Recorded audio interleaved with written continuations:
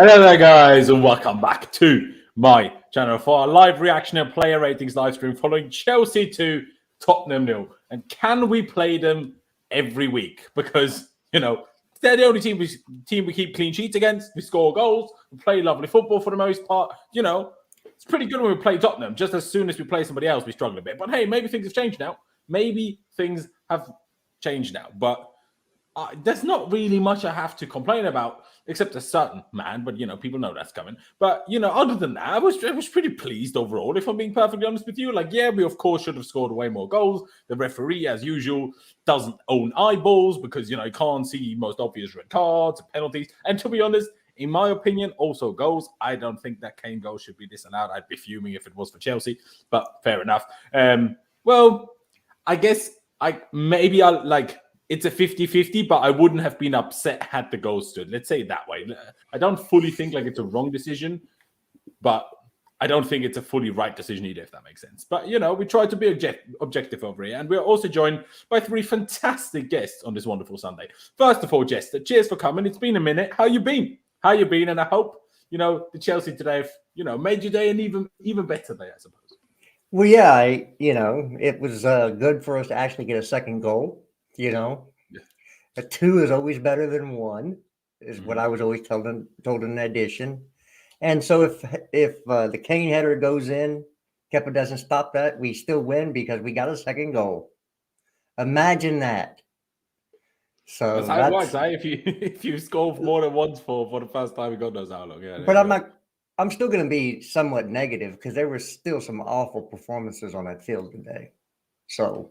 And it's not all going to be sunshine and rainbows. I'm sorry. I can't do that. No, there you go.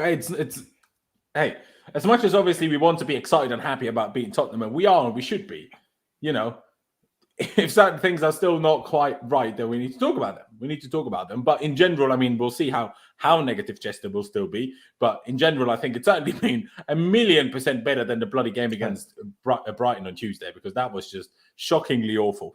Con, also, big welcome to yourself. Cheers for coming as always, mate. We beat Tottenham again. It's just what we do, is it not? We play Tottenham every week. Bro, I'm gassed, man. It's the, was it 4th time this season we beat Spurs? Always like beating Spurs, man. I don't really scored against us yet. And it, bro, they're dead. Like Antonio Conte, man. Like this guy, it's finished. It's washed. They took Mourinho, bro. They did nothing for them. They took Conte. He's doing nothing for them. Well, he's actually doing the right job, but let's stick with the narrative that they got pumped again today. They're like old pets, man. They're not even our rivals, bro. We don't look at them and say, oh, these are our rivals. We don't compete with these guys, bro. We compete with these like we compete with Fulham, bro. Like, we play you on the odd game, you might win, but against us just on the whole, bro, you're dead. Who are you, bro? I'm gassed. I love beating Tottenham, bro. Love beating Tottenham. Sorry, had to mute myself for a second. Yeah, no, I couldn't agree more. Like, it's just, you know, there's still things that, you know, petrify me. And whenever they hit us on a counter, I'm like, oh no, poor Thiago Silva needs to make a tactical foul, like, what, 35 minutes in or whatever. Like, you know, these things are still putting me on the edge. But overall, there's really not much to complain, I would say. Yeah, about individual things, but as in an overall team performance, other than not taking our chances, I think today was pretty good. What do you think, Clutch?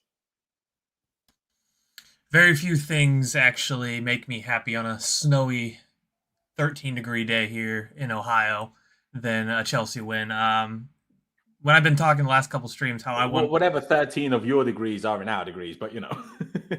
Yeah, whatever that is, I'm not smart enough to do that calculation in my head.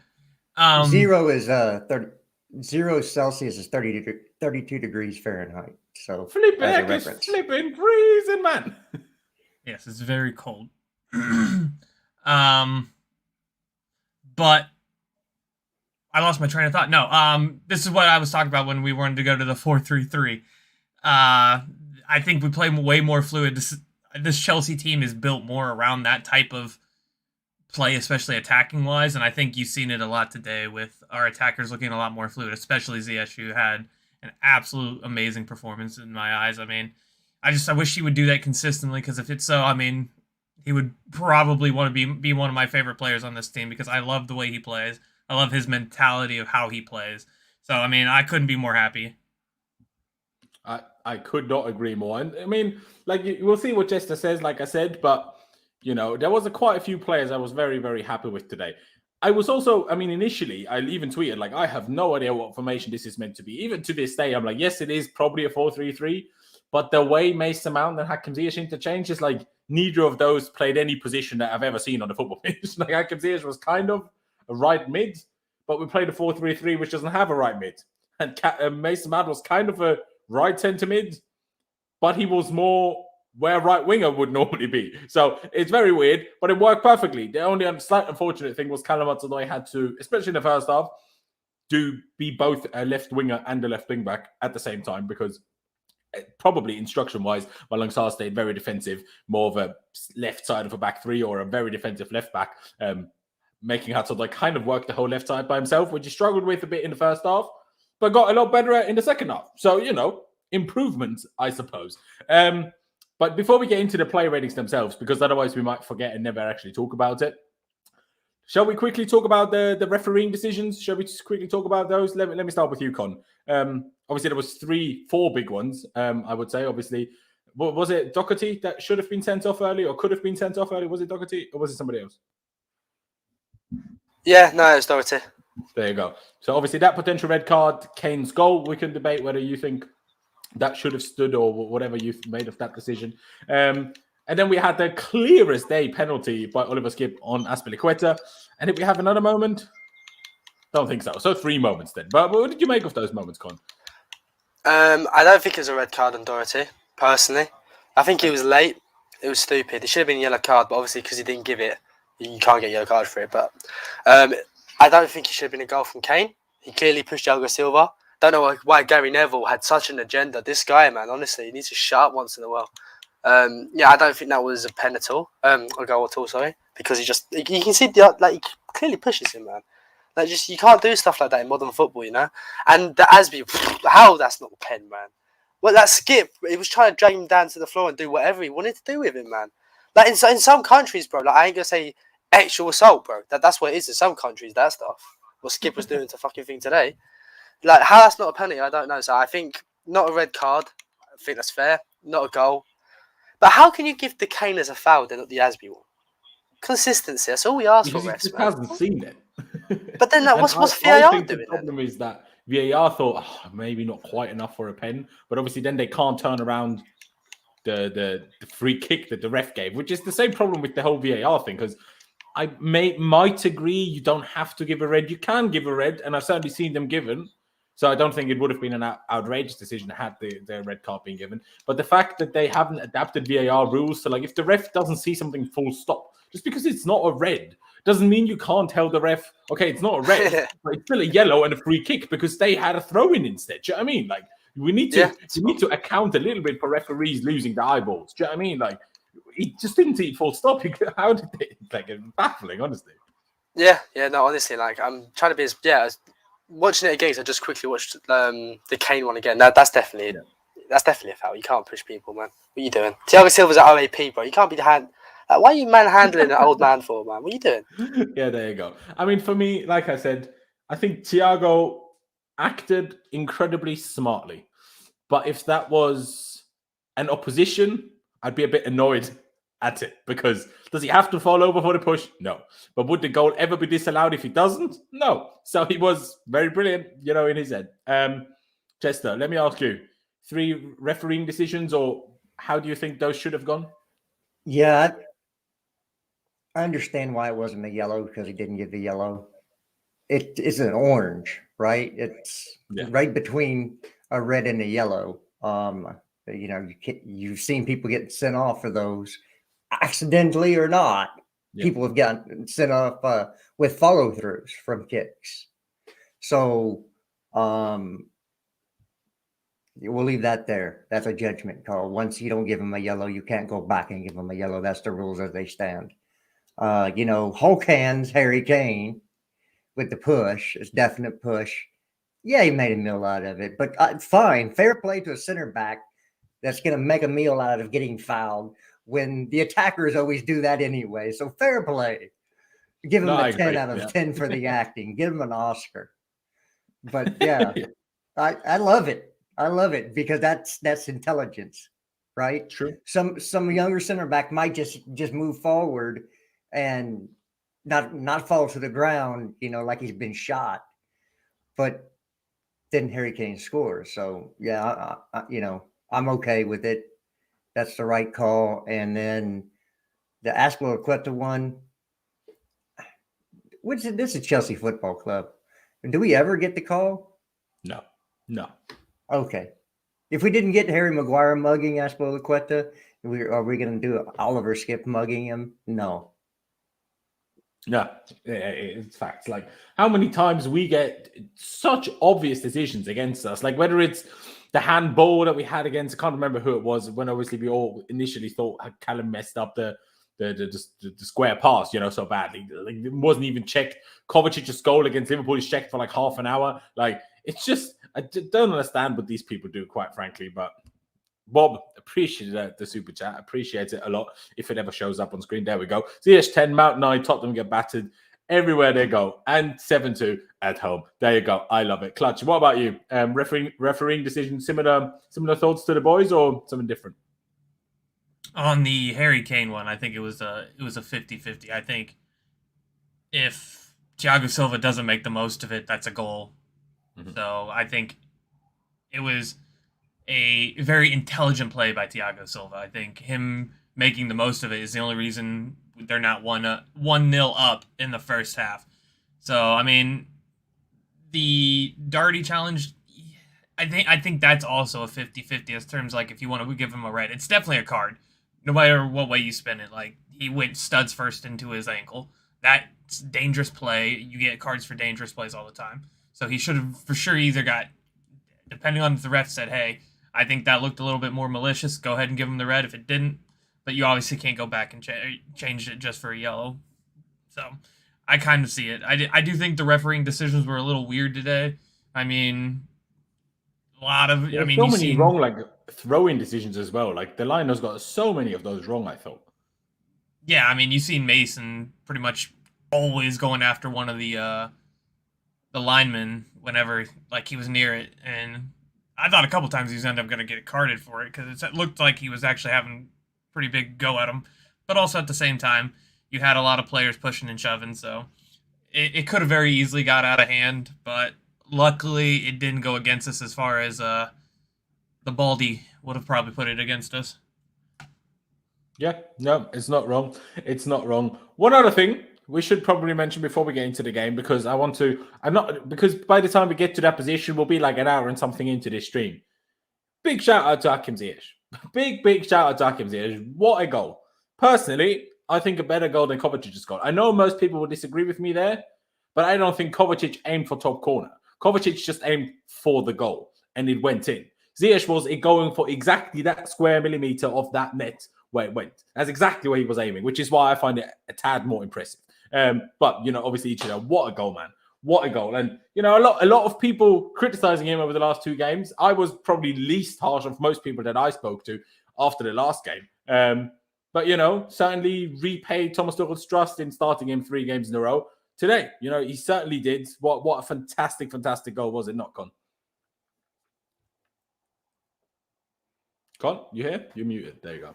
Yeah, sorry about that. I forgot I was muted. No, it was a fantastic goal from him. And we know ZIYECH brings this quality, man. Because one thing I didn't understand is like the amount of hate he got personally. Like, it felt like at times he was getting as much as Lukaku, and I don't think he's been as bad. I don't know why people get on his case so much, man. Interviews out, Isn't it? And like, he scored against Brighton. That's more than anyone else did, And like with ZIYECH, he's an unbelievable moments player, man. And today he was more than that as well. Today he was just good for 90 minutes. It was levels.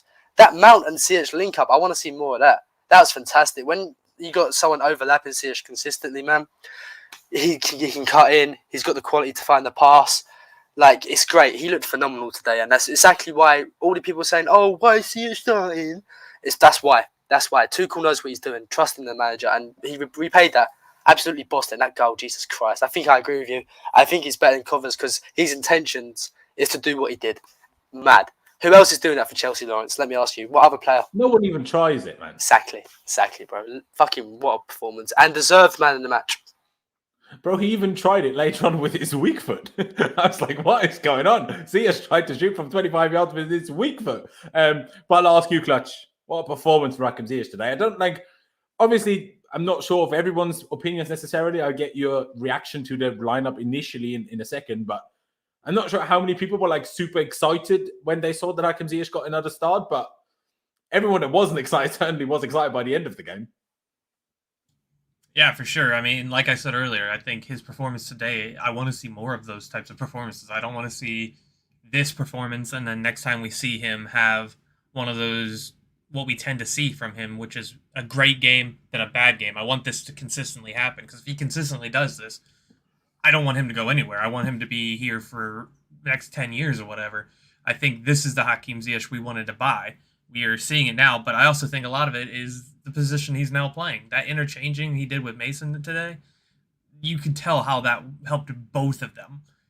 They were both so much better than everybody, especially in that first half. I mean, nobody else on that team was looking to help them in the first half. They were the only ones looking to do anything. And it showed. And ZIYECH today gets every single bit of praise that he deserves because I think, especially, do I think it was better than the Kovacic goal? No. But I also think nobody's going to make that shot other than ZIYECH. I think a little bit of a bad defending on their part because nobody closed him down. He just took the time to kind of be like, oh, if you're not going to come get me, I'm just going to put it in the side of the, I'm going to put it up there. If I can have the time to place it, I'm going to do it. But, you know, positives. I think it was really good performance from him today. I think he deserves man of the match, and I will rate him for what he deserves today. There you go. And lastly, just anything to add on HAKIM ZIYECH? Wonderful goal, that's for sure. But did you like his performance as well? Yeah, it only took us, a year and a half to see an Ajax HAKIM ZIYECH performance or a goal at least. You know, only a year and a half, but fair play. Better late than never, I suppose.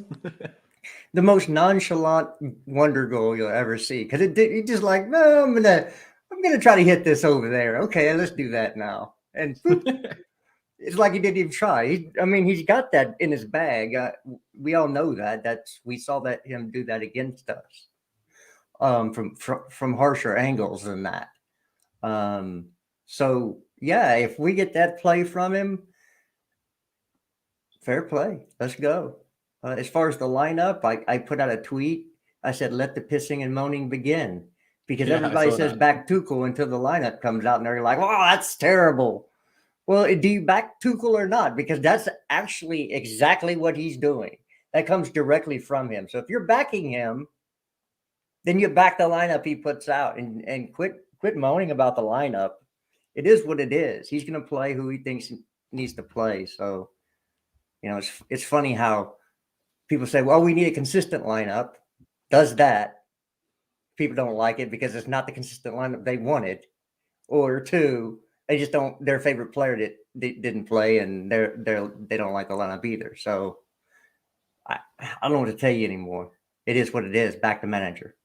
I hear what you're saying. Although I would say one can back the manager and still disagree with the lineup for a specific game. Do you know what I mean? Like, we all have different footballing opinions. That doesn't mean I don't back someone, if that makes sense. Because I will openly admit, I mean, to be fair, I was never one of these people say, oh, we need consistency in the lineup. But still, when I saw the same officially attacking four, obviously, when the game actually started, we figured out, okay, it's might be the same attacking four, but it's in a different shape than we had last week on Tuesday against Brighton. But we obviously played a front two of Lukaku and Hudson-Odoi, Mason Mount as that left inside number 10 or whatever you want to call it, in a 4-2-2, and HAKIM ZIYECH playing that position on the right. Well, today was more of a 4-3-3. I'll try to show on screen how things moved around in case, you know, people wanted it explained or whatever else. But I was not pleased when I saw that very same front four.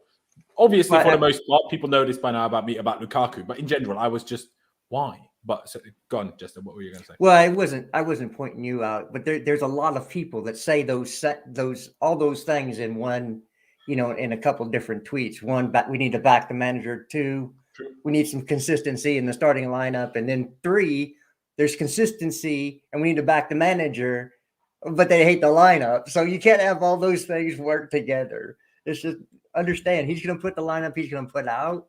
We do the lineup predictions as in it's just a prediction. So we need to get over it. If your guy didn't start, fine. If you don't like the people who start, fine. If you don't like the formation, fine. Back the manager. That's all I'm going to say. I agree with that. But yeah, like I said, I was not expecting it. But in the end, the 4-3-3, I've said this recently, even though a couple of people that were on stream that day disagreed. I think 4-3-3 is the best way of playing football.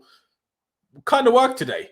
I mean, someone in the chat said it was a 4-2-3-1, Flyers it was. I personally disagree. I don't think Kovacic was next to Jorginho anywhere near enough to be called a 4-2-3-1 in my head. And there's no such thing as a 4-1-1-4, which is kind of what it was. Like it was kind of a 4-1-4-4, a 4-1-1-4, because Mount and Ziyech were just all over the shop. But Clutch, let me get your initial reaction to the lineup. Same as myself, where you're like, why on earth are we playing the same team again, essentially? Yeah, and I Jester has a point, but I think I've been harking on this for a while now. We have such a big squad, so if somebody doesn't play well and you have a squad that you have, and Kai, Werner, and Pulisic didn't even get minutes today, so you got to be looking at them like those are the guys, especially Havertz. I think Havertz is the one who's been really done out by all of this. Why would they want to come back in and play well? I mean, professionalism and all that, but you still these guys played terribly, so what's the incentive? What's the incentive?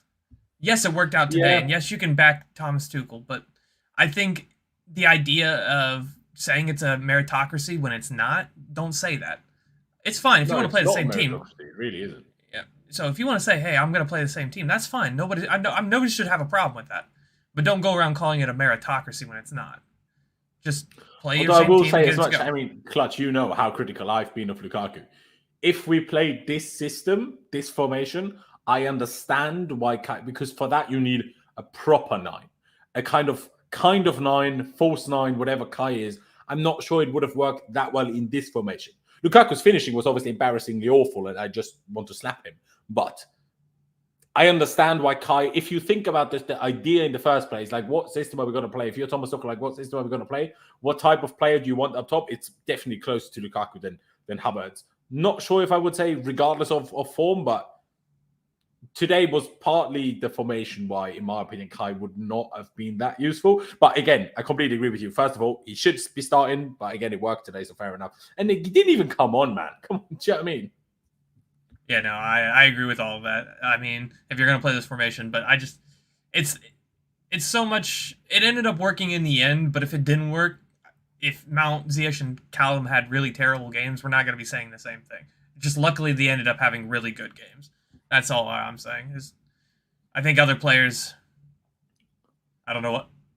I guess I'll figure out why you're shaking your head later, but fair enough. That's all I have to say about that. Fair dues. And then lastly, Con, before we get into the ratings themselves, your initial reaction to the lineup? Same as myself, like why is it the same attackers again, or did you have hope in it? My reaction to it is Lukaku shouldn't be anywhere near this football pitch. Simple as that. Yeah. This guy didn't deserve it. He's crap. I've seen enough now. Don't care. Tired of him. Get him gone. Really feel for Kai. Because as bad as he can be at times, he's only, 22 years of age. And he scored us goal, won us the Champions League. So if anyone we're going to put our full faith and time into and allow to have poor performances, it should be him. Not to some rat who wants to do a live story interview with Sky Italia because he wasn't rushed back from injury, you know. Other than that, when I saw Odoi, I know he weren't good. But I was like, is what it is. I can see why Tuchel would want to play him. And with Ziyech, this guy, when he was probably our most consistent forward, he got benched for a while. So it's their turn to hold the bench, you know what I'm saying? And with Ziyech, I know he can always bring it. And he can always have that one good moment. So I'm never angry when Ziyech starts, ever. There you go. Fair play. Let's start with the player ratings. I forgot last time because I was too annoyed to think about it. But let's again leave the goalkeeper to after the outfield players, but still start at the back. So who shall we start with? I would say the second goal scorer of today, Thiago Bloody Silva. What a guy.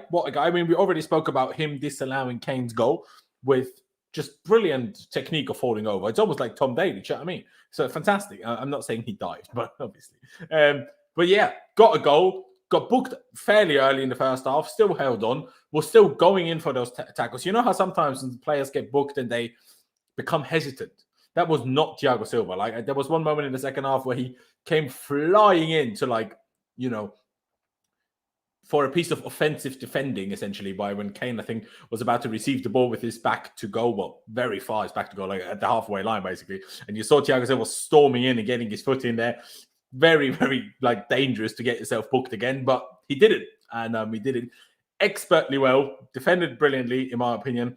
Can't really think of a moment where I thought Thiago Silva could have defended a little bit better, to be honest. And how many real moments did Spurs have? Obviously, the disallowed goal, and then that shot quite late on when Ziyech's backheel pass to Aspie was a bit short, or Aspie should have come a bit closer, one could argue as well. And then they nearly had a pass that led to a big chance. But other than that, it was only Kane's header that Kepa did well to save. So our defense has done well, and Thiago Silva got a goal. So, I mean, it depends on how high you want to go, but I'm gonna say 9. I'm like, what more can you really do? Defended well, got a goal. What more do you bloody want? Clutch, I'll start with you. 9 fair? Would you even go higher than that?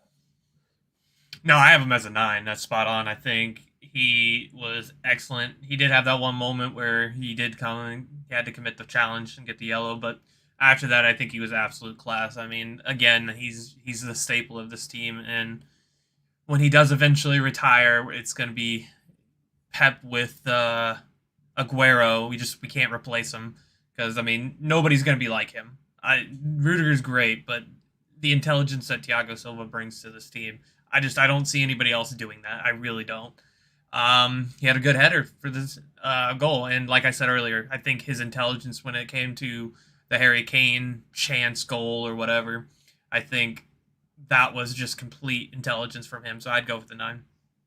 Fair dues. Before I move on, big up Josh for the super chat saying if there's no Ziyech on the pitch, Saar man of the match. No, I think maybe behind Mount and Thiago Silva, but 4th best, 1,000,000%, I would say. Or 1,000,000% maybe a bit extreme, but you know, certainly along those lines. Show really good in the second half. I agree with that. Well, we'll see whether everybody else does or not. But yeah, appreciate the donation. Who do I go with? I'll go to you, Jester. What about Thiago Silva? Do you think 9 is fair? Well, I want to say a couple things before I give my ratings for anybody. Yeah, of course. Man. First of all, there's going to be stark differences in ratings from me for certain players to prove a point. Nice. Second of all, also in groupings of positional groupings, there'll be slightly higher ratings than other groupings because they played as a group better than others. Mm-hmm. So for me, I don't think there's anybody better than 9 on the pitch. I think our man of the match was probably a 9. So okay. I would have to give Silva a step below that because he wasn't man of the match. I'd say an 8.5. Fair dues. I understand that logic. Maybe sometimes we're a bit quick to throw out like the 10s, but I do think Hakim gets very close to it. But hey, 9, 10, we're not that far off each other. Regardless, and Con, finish it off. Thiago Silva, 9 for you, 8.5. Would you go even higher than 9? 9, bro. Don't really have much. I think you guys said it all. 9, and just all from me is it's what we've come to expect, isn't it? We can not replace him, like my man Clutch said. Solid performance from him today. Great header. Can I just say, for a 6 foot, he's only 6 foot, and how he will win so much headers in the opponent's box is brilliant. That in itself's a world class technique, man, honestly. He should just take Lukaku to the training pitch for like 5 hours every day, teach him some heading. But that's a different discussion. That's facts. Not a different day, just later. That's facts. We'll get to it. I'll stick with you actually, Con. Tony really got an next centre back. Maybe not quite as standard as Thiago Silva because obviously he didn't get a goal. But brilliant performance. I loved his run because this time his run wasn't even with the ball. Right? He just steamed forward. It was like, all right, I'm staying here now. And later on in the game, he again just stayed up the pitch. I'm like, what are you doing, man? But hey, it works out. It works out and kept a clean sheet. Yeah, bro, really go. This guy, just give him the contract, Chelsea, man. We say it every week. This guy is so consistently good. And the myths about he can't play in the back four, he's shutting them right down, I'd give him an 8 today. 8's fair. Like for some reason, I think 8's harsh, but that's you'd give him 8, right, Laurenz? Yeah, I would. Yeah. And the chat run, as well, at least a couple of people I've seen in the chat. So that run, bro. Do you see how quick he is as well? Yeah. Like that doesn't ever get spoken about. And if Lukaku actually had any sort of attacking IQ, bro. He gets ahead of his man at the front post, and he's got a great chance from Rudiger there, you know. Yeah, But I think Rudiger has unfortunately, an assist as well. Do you know what I mean? yeah, exactly. So no, yeah, I love that run from Rudiger, bro. It's like even if Chelsea lose a game, that one moment will make me smile during the game, you know, despite how we're playing. So 8 for me. There you go. Fair play. Jester, I'll go with you next. Obviously, you wanted to give Thiago Silva an 8.5. How close to Thiago Silva would you say Rudiger was? Or would you then go a little bit below the 8 for him as well? I 7.5 because he, I think he was a point lower. That's fair. I'm trying to not say words worse because he wasn't worse. Yeah. He wasn't a point worse. He was just a point lower. Yeah, he was brilliant. And just so the suspense ends, the back four was our best positional group overall in the game. Yeah. I think I'm not sure how good I thought Aspie was. But still, overall, the four of them to get collectively together, they were the best position group. Especially if you add Kepa to it as well. Yeah, no, I agree actually. So yeah, 7.5 for me, but 9 and 8 is the same thing as an 8.5 and a 7.5. So no arguments. No, exactly. There you go. Let's see what Clutch says. 8 for you, fair. Would you more go with Jester for the 7.5? Or how did you see Rudiger's performance? No, I'm going to go with the 8. I'm with Con on this one. I mean, even when he bombed forward and he ended up getting the ball, his cross was one of the better crosses on the team all game. So, I mean, unfortunately for him, you have Lukaku, who's kind of been more stale when it comes to in-the-box presence because he's not winning his headers and whatnot. So, I mean, I'd tend to back the 8. I mean, he was just our typical Rudiger, and whenever I see him accelerating forward past everybody, there's literally probably nothing I love more than that. There you go. And also, these Tottenham fans throwing things, including lighters at Rudiger, grow up. You know what I mean? Like, he'll get under your skin no matter what you do about it. So just stop throwing things. You just have to live with hating him forever. But that's just the life of Tottenham. Don't you hate everyone and everything? I think it's just what happens when you lose all the time. But let's move on to Malong Sarr, because he was the more defensive of the two fullbacks, I suppose. What a man, honestly. Like, I mean, at the start of the season, we were all like, what's he doing? Why is he here? What are we doing with him? I swear, for the last, 2 months now, every time he's playing, I'm like, you're pretty good. And he's getting better and better, I swear. Like, he's a better left back than Marcos Alonso. Obviously, Alonso does more going forward in size, probably, at least, I would assume, because I don't see Tuchel being angry at him. So I presume Tuchel is happy with him staying as defensive as he is. He's doing his job perfectly well. He's composed under pressure when being pressed. Doesn't really give the ball away in stupid situations, which is the thing that probably impresses me the most about him, because, it doesn't really matter who presses him. He always finds a person to pass to. That's why it's better than even bloody Chilwell is. I can't lie. I'm really impressed by that. One of his headers, defensive headers from following a Tottenham cross, I think just before Harry Kane, it might have been another Spurs player, but that header was really good, having to lean back, difficult timing, and he got it right. So very, very happy with him. For me personally, I would give him the same rating as Antonio Rudiger. I think he genuinely deserves it. Sure, maybe it's a little bit of if I rated a normal left back's performance, I wouldn't go quite as high as an 8 because I'd want more offensive output. But if the manager's instruction is to not give more offensive output, which I think is the situation, then he's done his job perfectly well. Never got caught out defensively, solid under pressure with the ball at his feet, like I said, and even defensively brilliant. So what else is there really to complain about? I go to you this time, Clutch. 8 for you, or is that a tad high? But I presume you're also happy with him in general. In general, no, I'm very happy with Malong Sarr. I mean, as long as we're going for a back four, Malong Sarr needs to play there until we either get a left back. I don't want to see Alonso anymore. It's just whenever we've seen him, and it's such a night and day difference from the beginning of the season with him. We're seeing stability, we're seeing calmness, we're not seeing that recklessness, that maybe what would be the word?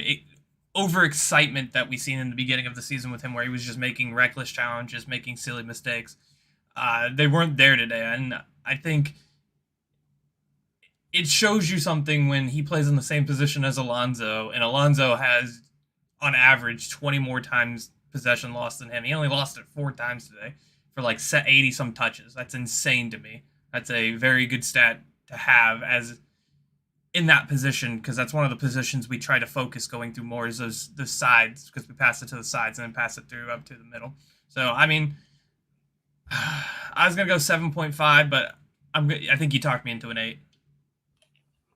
Bad news, but bro, if you want to, you can stick with his 7.5, of course. Let's see what the other boys say. I'm pretty sure Jester is going to either go 7 or 7.5. We'll see, but he's definitely not going to go with my 8. So, you know, if you want to go lower, Clutch, you're definitely not going to be the only one. But Con, what about you? Let's leave Chester's negativity of 7s for the God Almighty that is Malang Sarr. Honestly, when there was this one pass out from the back by Kepa, and Sarr just has so much composure I don't know whether he knew that the Spurs guy wasn't going to get to it, but the fact that he just waited, the Spurs guy went flying into nowhere, and Sarr just passed forward. I'm like, who are you, and where have you been all this time? Like, it's crazy. But Con, what rating for you? Has to be an 8 as well, man. Like, he didn't put a foot wrong today. Really didn't. It was obvious instructions was for him not to push up too much. I think it's fantastic, man. Like, for what this guy is, and like, he wasn't even supposed to be here. He's really bowed us out, you know. He's really helped us out through this like horrible time. So big ups to him, man. Big ups to him, because he's still young as well. I think we all forget how young Sarr is. He's on 22 today, I think. Yeah, he's literally his birthday. So happy birthday. Yeah, happy birthday, Sarr. With a performance like that, bro. You'd be smoking on that Tottenham pack tonight, bro. So no, it has to be an 8, man. Really impressed with him. I'm really starting to like the guy. Yeah, oh, did he turn 23 today? Well, close enough still. But yeah, like, we got him for free. Even if we don't want to keep him long term, like, after the way he's playing, we'll comfortably get like 30, 40 million for him now. Like, yeah, easy. bro, his stock has gone up. He's French, 23. He's like in the Prem. He's proven he's played left back. He's played in a back 3 and a back 2, bro. His stock's gone up. So this is just a win for Chelsea. We either get someone we can have in the squad, or we got some money, you know, which we'll probably need for the summer, you know. So it's a win. There you go. There you go. Jester, 7.5? Yeah, I hate to be that guy, but he played well, but he didn't do anything fantastic. And for me, if you're going to give somebody an 8, they've done something fantastic in the game. So yeah, he was better than average, but he wasn't fantastic. So he gets a 7. I think he was a half point worse than Rudiger. So your 7 does probably drag our 8 to a 7.5, so I'll give you it. But Clutch might be quite happy with it anyway.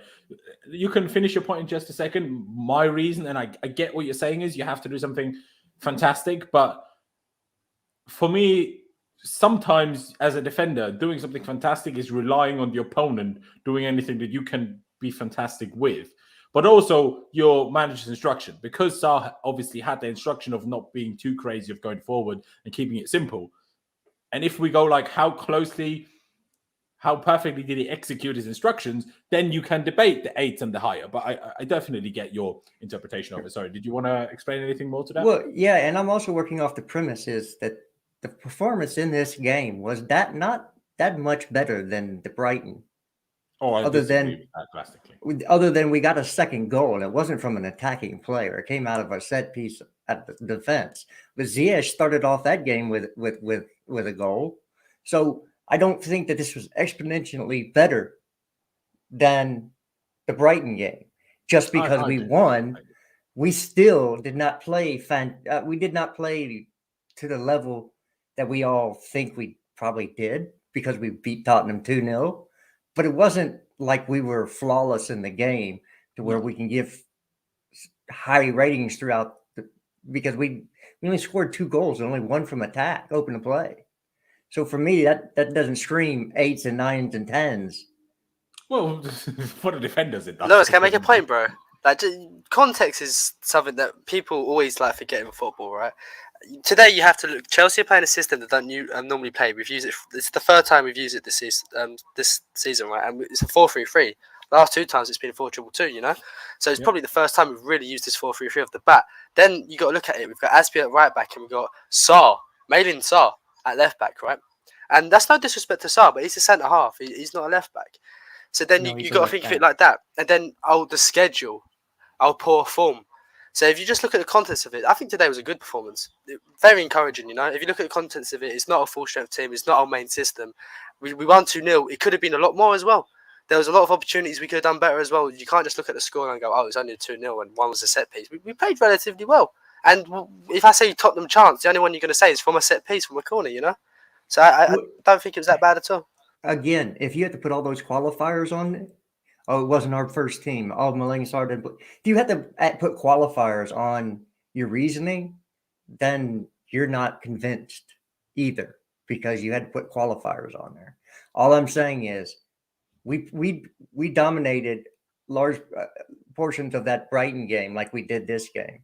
We just didn't score. I disagree. I don't think we dominated Brighton even for more than 10 minutes in that game, honestly. Well, there were stretches we did, and we if we had the second goal, we would have been talking about a different game. So sure. I don't want to get overly hyped because we beat a bad Tottenham team 2-0 at our place. No, I do agree. Like it's not a situation where even like whether you think we were very good today or just good, whatever your interpretation of today's game is, neither opinion should lead you to think we're now back and everything's amazing again now. Hold your horses. It was one good game. We also played well against Spurs the last 2 times we played them in the last 3 weeks. But every other game we played the last 3 weeks out of the Liverpool, we were shocking. But bro, like, I don't know why other games have to come into account. It's like we're judging the players of today, right? We're praising and criticising in isolation here. We're not going, okay, in context of the season, this performance is just isolating it of today. And I think today was all right. There you go. Let's move over to Aspie on the other side. I would say the worst of the back four, but still a decent performance. He got spun a little bit too easily by... Actually, no, it wasn't Kane's header that Sarr stopped because Kane was the guy that ran past Aspie and crossed it. But yeah, so Aspie with that, but he also channeled his inner Eden Hazard quite late in the game.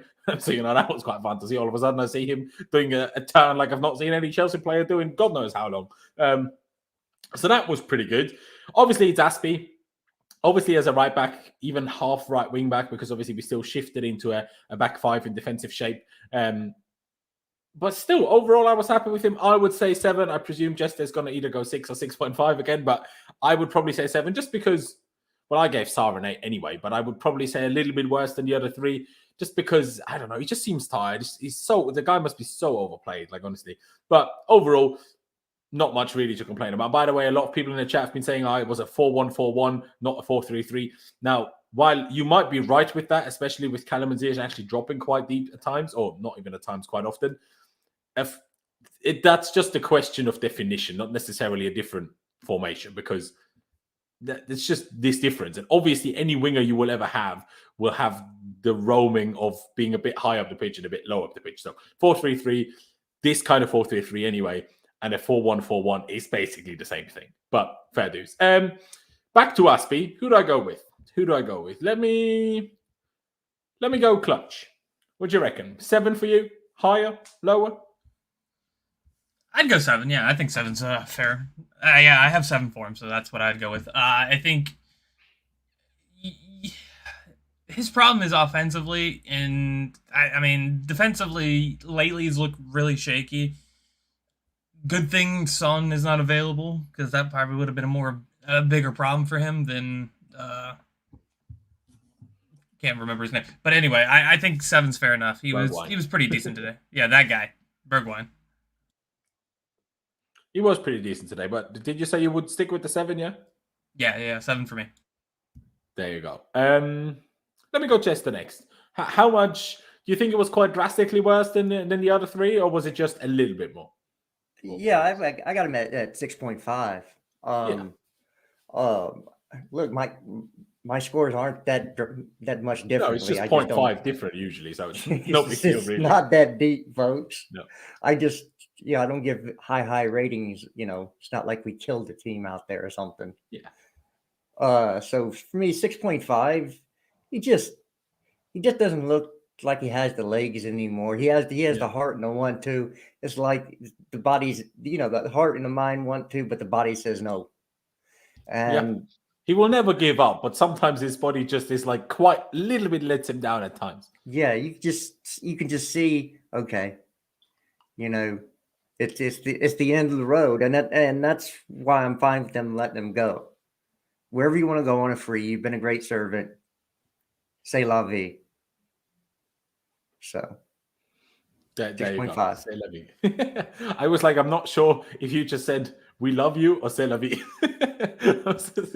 Say la vie. I'm sorry. It's the accent, man. Yeah, y'all got to deal no. with it. It was more like, wait, did he just change language? All good. Con, for you, we have 2 7s, a 6.5 so far. Which side of that coin do you sit on? I think Asby was 7 today. Could give him a little bit more, could give him a little bit less. I could see either way. Because going forward, he ain't the greatest, let's be honest, but he never really has been, and he's coming to like the end of his career. Defensively, he was solid, and he did make some really good tackles high up the pitch today as well. There was one in the first half. I think there was a couple in the second half. And I think with that Mount and Ziyech link up they had, where Mount was consistently overlapping Ziyech, it just like put the pressure of Asby to like always have to bomb forward. You know, Mount took some of that responsibility today off him. Very true. And overall, it was a solid game from Asby. You know, it's been one of his better ones. So give him a 7. There you go. Let's move on to Jorginho, who had an interesting performance today because, for me, Jorginho had a lot of very good moments. Overall, just did his job really as he was meant to in that role as a single DM, as a controller, almost regista, going back to the Sarri days. But obviously, he still has his weaknesses where if we get hit on the counter, he's either too slow or too weak to do much about it.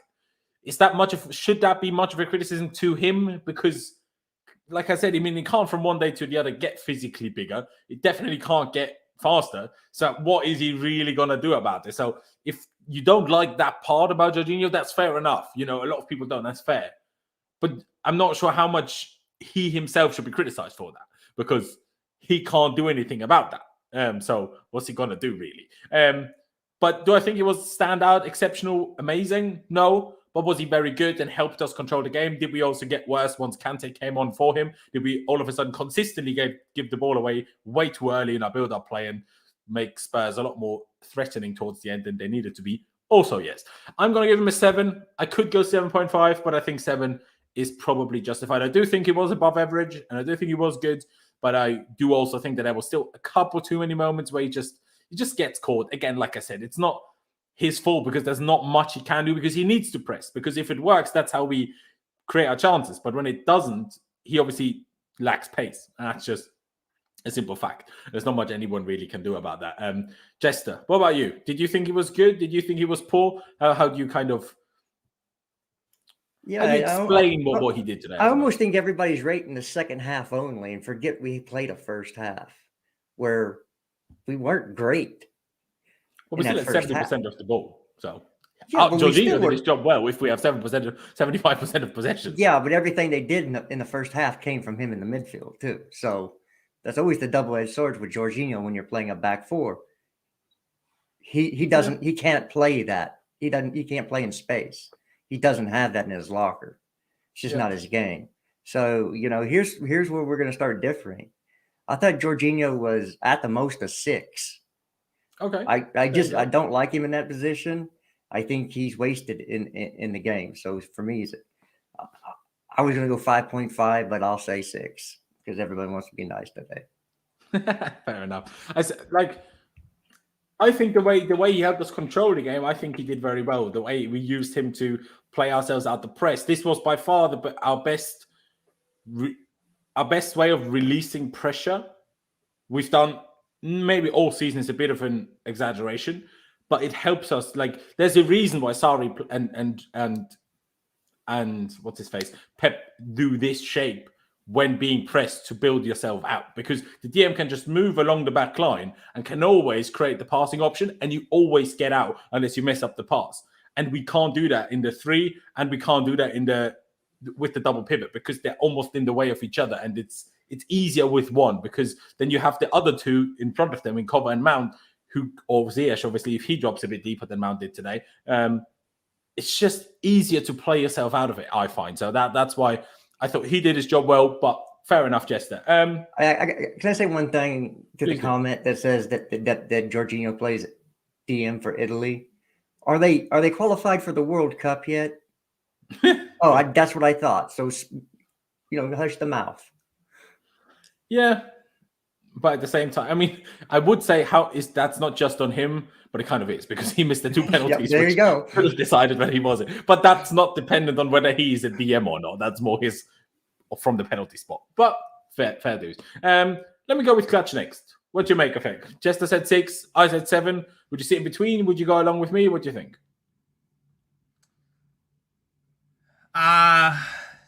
6 on average. I think doing what he normally does, which is the possession passing and getting us out of tight situations, I think that was fantastic.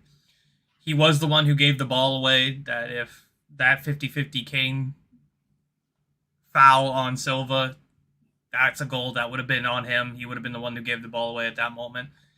I seen a tweet that said basically this is why Tuchel doesn't want to play the 4-3-3-3. But I don't think he was terrible. I think, yes, he did have his mistakes that we kind of expect from that role, and it's not his best role. But I think he did get us out of pressure a lot. I think that he's pretty consistent with that. Do I think that's his natural position? No. Do I think if we want to make this team go even higher, you need a Rice or a Tchouaméni? Yes. But for today, on this performance alone, I think Jorginho, I'd go for a 6.5 or a 7. I'm going to be nice. I'm going to go for a 7. Fair. I'll go to you, Con. What do you make of Jorginho today? Obviously, we know you call yourself a Georgie fanboy, but obviously we still try to be objective. So what did you make of it? Just to make a point on the logic about the World Cup, I think he did win the Euros, if I'm not mistaken, and Portugal also didn't qualify, and they're in the knockout thingy as well. So you're going to say Ruben Diaz and Ronaldo are not good players. But anyway, going on to the performance. Yes, fair enough. Like if you said yes, you can't really argue it, I guess.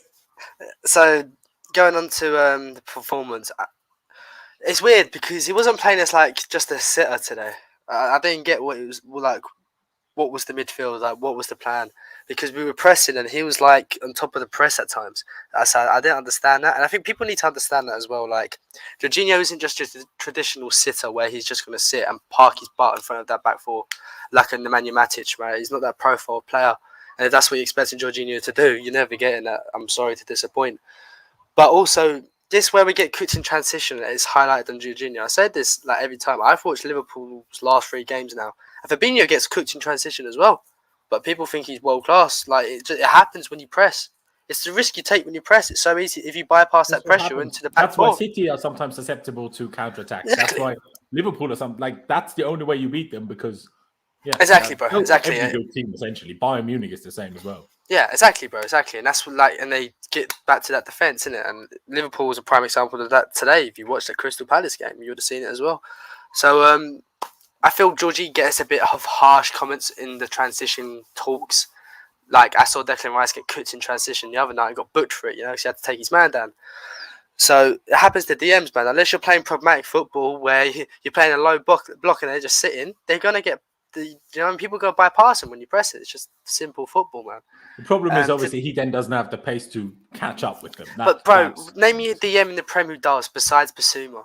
Because Declan Rice don't, Rodri doesn't, Fabinho doesn't. I've been watching this game regularly as well. But they're still quicker than George. Yeah, no, but I've been watching these games regularly, bro, and they don't make up. They don't make up for it. Like players who make up for it, it's like the Van Dijks, the Stones, whatever. Like just like how Thiago Silva's and Rudiger's make up for it. It's the risk you take when you press it. First half, I don't think he was great. I wasn't liking him too much in that first half. I would have given him a 5 for that first half, if I'm being honest. Second half, I thought he improved a lot. And I would have gave him probably like a 7 to an 8. So a 6.5 seems a bit fair. Yeah, I'd give him 6.5. Let's remain on the 6.5 then. But pick up Jorginho the vote. That made me laugh. But he does look a little bit like William Defoe these days. I can't lie.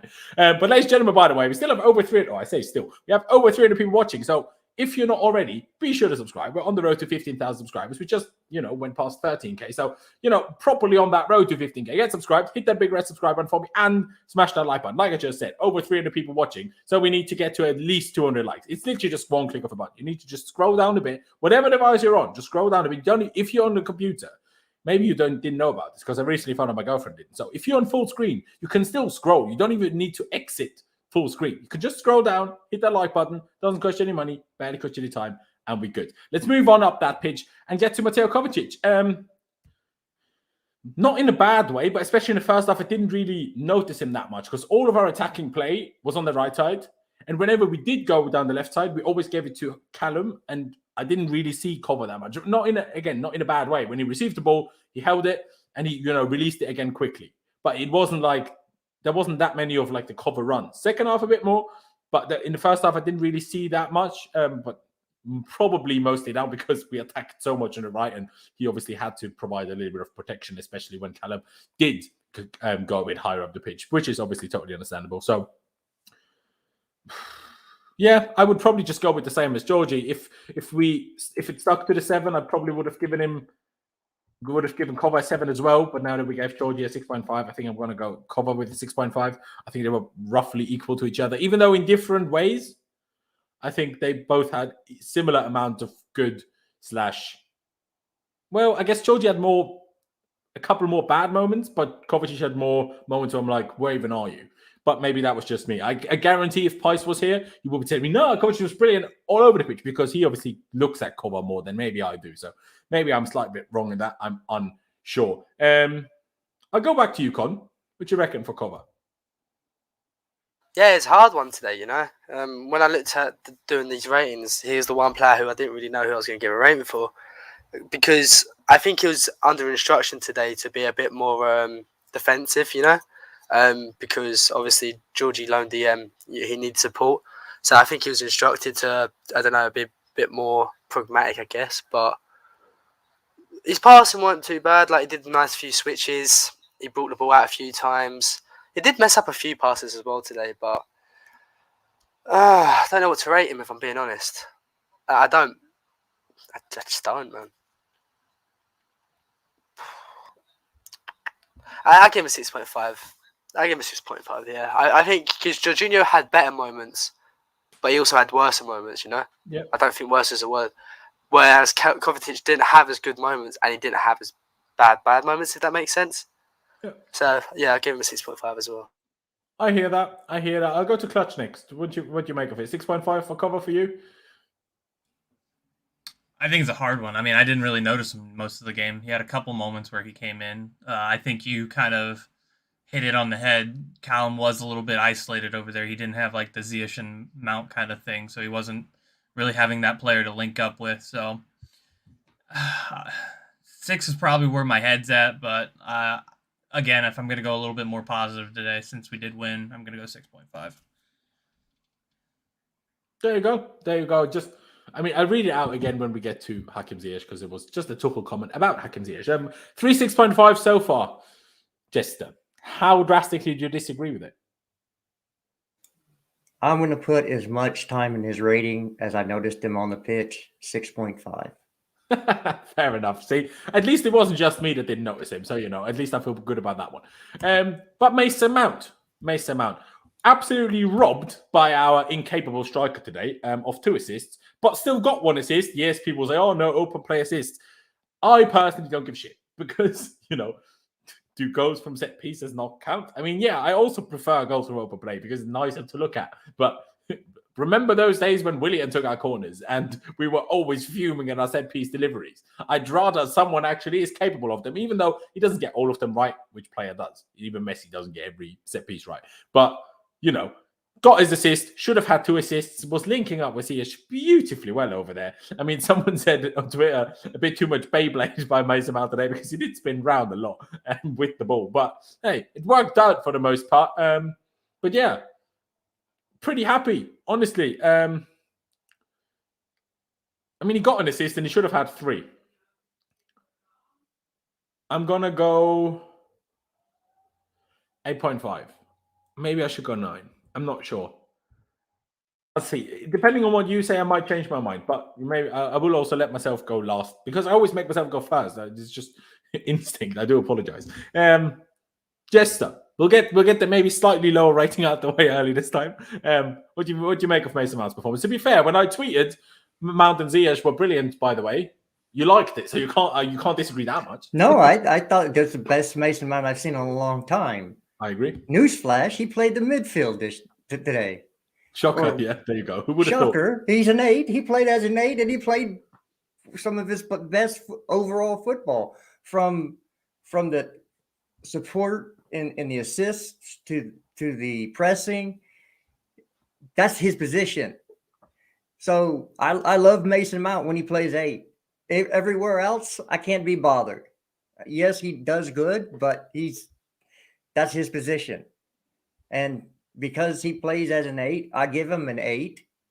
I thought I give a little bit more weight to Thiago. I gave Thiago an 8.5, I believe, because of the header. He only got an assist. I can't give him phantom assist, even though he probably should have gotten more, because somebody doesn't know how to finish his dinner, even though he looks like he's had too much dinner. So for 8 for me, he was brilliant. Wonderful there game. You go. See, who would have thought that? See, a lot of people always criticize Jester for, he has an agenda here, an agenda there. You know, everybody says, I would never like him out. Look at that. Jester just said Mason Mount was brilliant. There you go. Who do I go with next? Con, what about you? Mason Mount, 8, 8.5. Would you go with the 9? How would you make of his performance? I really did like him today, I can't lie. I think it was fantastic. That Ziyech and Mount link up, it had me wanting to do unspeakable things, you know. It got me in a certain mood, Laurenz, that only me and you share in WhatsApp conversation. So, but What are you talking about, bro? But I thought he was wonderful today. Just the link up there, and just he took so much of that attacking pressure of Aspie, and like his pressing, even his passing today was good. And the set piece thing, like we cried for years because we didn't have a good set piece taker. William, like you said, bro, hitting that first man, like having a great set piece taker is a great thing. You know, our Southampton fans with James Ward-Prowse, they love him there. Like, and it's not like that's who he is. Like, look at him in the open play. He's good as well. It's not his fault if people can't finish his chances. What's he meant to do? He's done his job. Do I give him a 9 today? Yeah, no. Do you know what? I'm gonna give him a 9 because I think that's the best performance I've seen from Mason Mount all season. So I'm gonna give him a 9. Better than Norwich when he scored a hat-trick. Oh. He got a hat-trick, Fairs. Hat-trick. But his performance in that game weren't great. He wasn't It's great true. in 90 You're minutes. not wrong, bro. You're not wrong, to be fair. Yeah, there you go. He even took 2 penalties to score his penalty. So yeah, no, fair enough. And now, by the way, I might raise a point to reevaluate this Aspie rating. Now that we gave Jorginho and Kova a 6.5, I'm not sure I believe that Aspie was better than Kova and Jorginho, if I'm being perfectly honest with you guys. Do you think he was better than those two, Con, now that I'm on you already? It's on par. That's what I'm thinking, yeah. That's what I'm thinking. Maybe he should be 6.5 as well. Up to you, bro. Your stream, but I'd say on par. Fair I think enough. I gave him a 6.5. You did, to be fair. So Clutch, I'll ask you, do you think he should be the same as these two, or do you think he warrants being higher? Yeah, you make a fair point. Make him go ahead and put them all at 6.5. Sorry, Aspie lovers, I do apologize, but, you know, we tried to be fair. So, Clutch, I go to you. We have an 8, an 8.5, and a 9 so far. So, I'm not sure what happens if you say 8 or 9, or if it doesn't just stay at 8.5 regardless. So, I fear there might be that threat for you. So, but still, what'd you make of Mason today? I presume you were happy. So, I can say whatever I want about Mason, huh? And it's gonna end up so long as you don't result. say 0. No. He was fantastic. I can't complain. Like Jester said, this is his natural position. This is where we like to see him. And he was brilliant today. Him and Ziyech were absolutely amazing. And he was also making those deep runs that we were actually putting the ball over the top and finding him to make those deep runs, to make that play. He also had one play in the second half where he got up, but he did end up bottling it in the end, but he did end up winning it very high up. And actually, you probably could have played Lukaku in, and Lukaku probably would have had a goal, maybe. So sorry, I have to put the dig in there.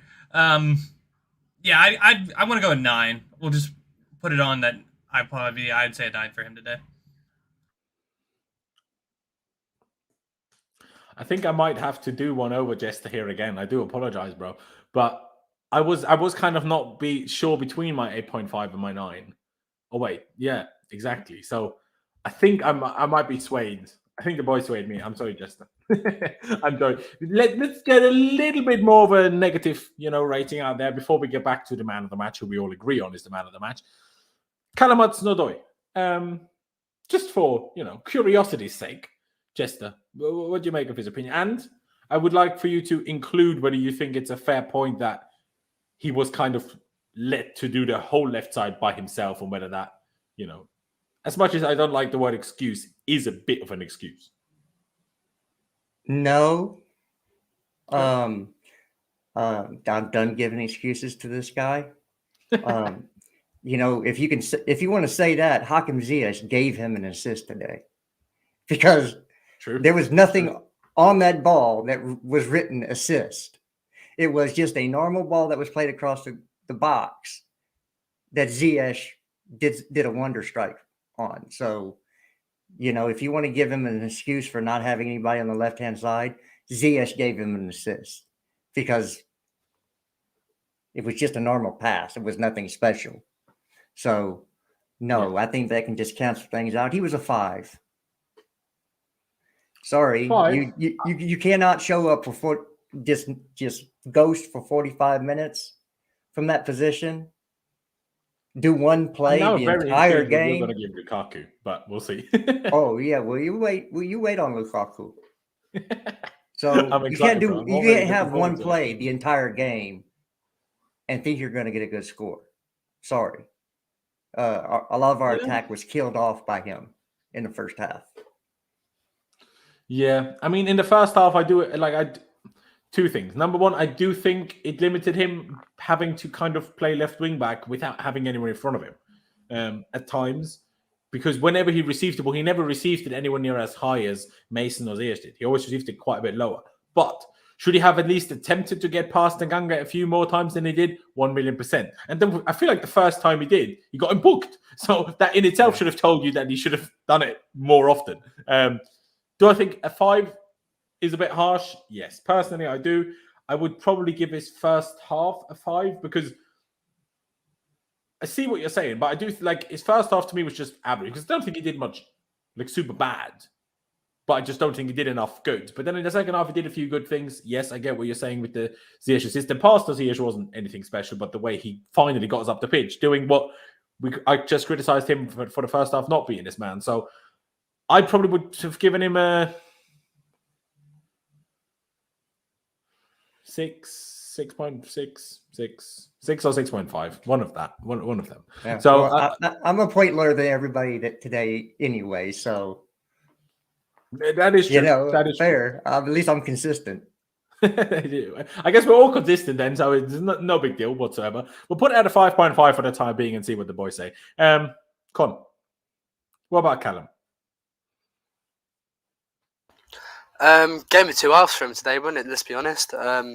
First half, so negative. That's all I have to say about that. Second half looked like a different player, totally different player, and it was a nice little tactical change from Tuchel what he did with Kova. So it just gave more freedom to Odoi, I guess. But yeah, man, maybe a 6.5. Because you can say the pass to Ziyech was just a simple pass, fairs, but that build-up isn't, You don't just run past 2 players and... what player does that, Like, well, except Eric Dyer past Lukaku, but, that's a different discussion. Yeah, like, it was really a game of 2 halves for him because I'd say if you gave him a 5 or 4 for the first half, I understand. But come on, he was better than a 5 in the second half, man. Like, it's got to be at least a 6. For me, maybe a 6.5 because I'm in a good mood because I'm smoking on that Spurs pack. So it's got me a little bit lightheaded. But, I'm going to give it 6.5, man. I've been down bad for a few days now with this Chelsea team. I'll be a bit positive, 6.5. It is true. It is true. I'll see what Clutch says before I make my final decision whether I go 6 or 6.5. But what you got for us, Clutch? Wow, I guess I'm going to be a little bit over. Con said it best. It was a tale of 2 halves. First half, I was very, very pissed off with Callum. I think, especially that moment that Lukaku should have hit it and it came to him, and he just stood there and kind of froze and didn't know what to do. He needs to be taken on that player. There's nothing else that needs to be said. That was one of the worst moments I've seen from Callum. He had only Tanganga in front of him, and he should have tried to take him on. cause something, get a penalty out of it. That should have been a chance for him, and he just passed it backwards. I was very upset at that. Yeah, But I mean, I was more upset by the header that I think he should be better. I forgot about the header, putting that. You can keep listening. You can keep listening those because there's a whole bunch of them in the first half. So that really was, to be fair. Yeah, that was. No, he was very poor in the first half. But I cannot deny that he had 2 involvements to get the goal. He did get the foul that got the second goal, and he did make the run for Ziyech to get even into a position to get that goal. I cannot deny that. Since I was reminded, I was going to go 7, but since I was reminded of the header, and I forgot about that, and I was pretty pissed off about that too, probably go down to a 6.5. No, I'm just going to keep it at a 7. I'll be positive for once about Callum. Okay, there you go. 6.5 for Callum it is then on the ratings overall. You, if anything, because I forgot about that, because I was so busy being annoyed about Lukaku just missing the ball, that I kind of forgot about what Callum did after, but it's a fair point. So I would actually stick with my 6.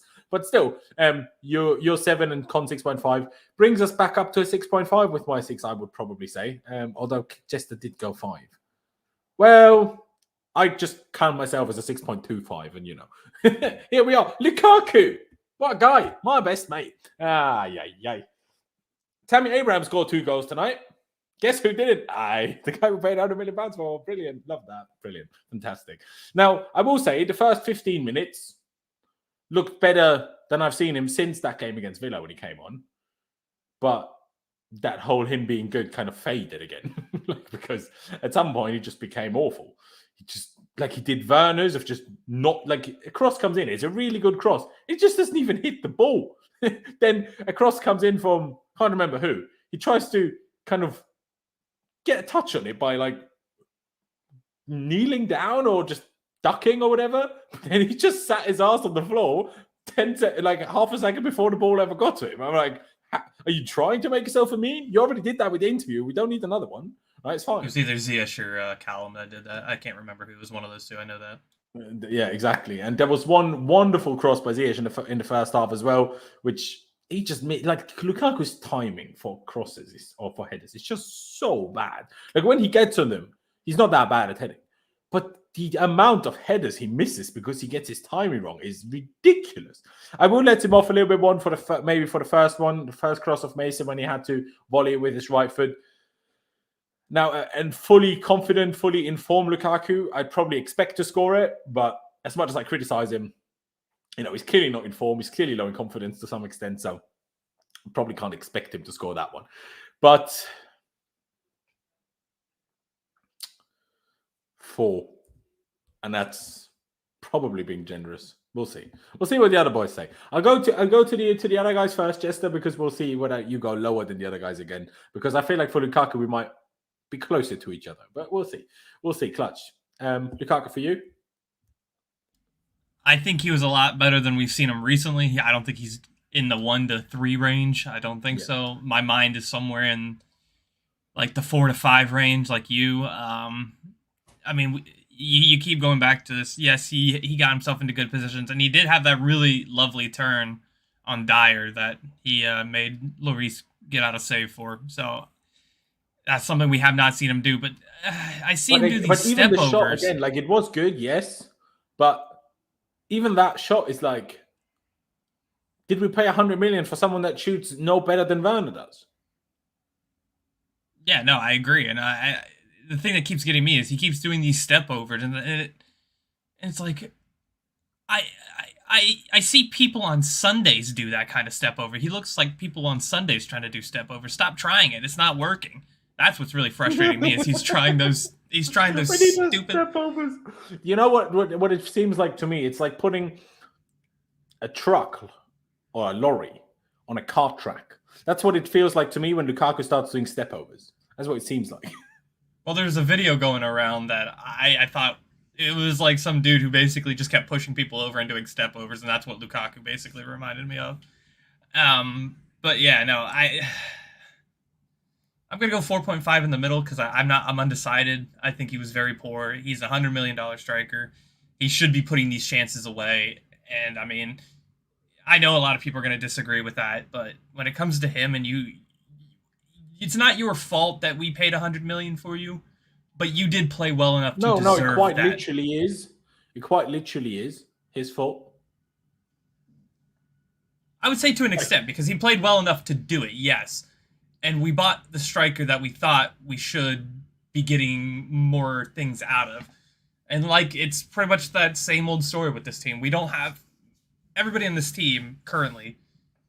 Yes, Ziyech can shoot, but am I inside the box? I'm not going to expect any one of those front forward to maybe score. Mason probably has the best chance. Nobody else does. And that's kind of what frustrates me with this four, is we're going to expect wonder goals to kind of get goals out of it. And that's not who Lukaku should be. He should be somebody who scores goals in the box, and he just isn't doing it right now. You know what? I've pissed myself off into a 4. Go ahead, 4.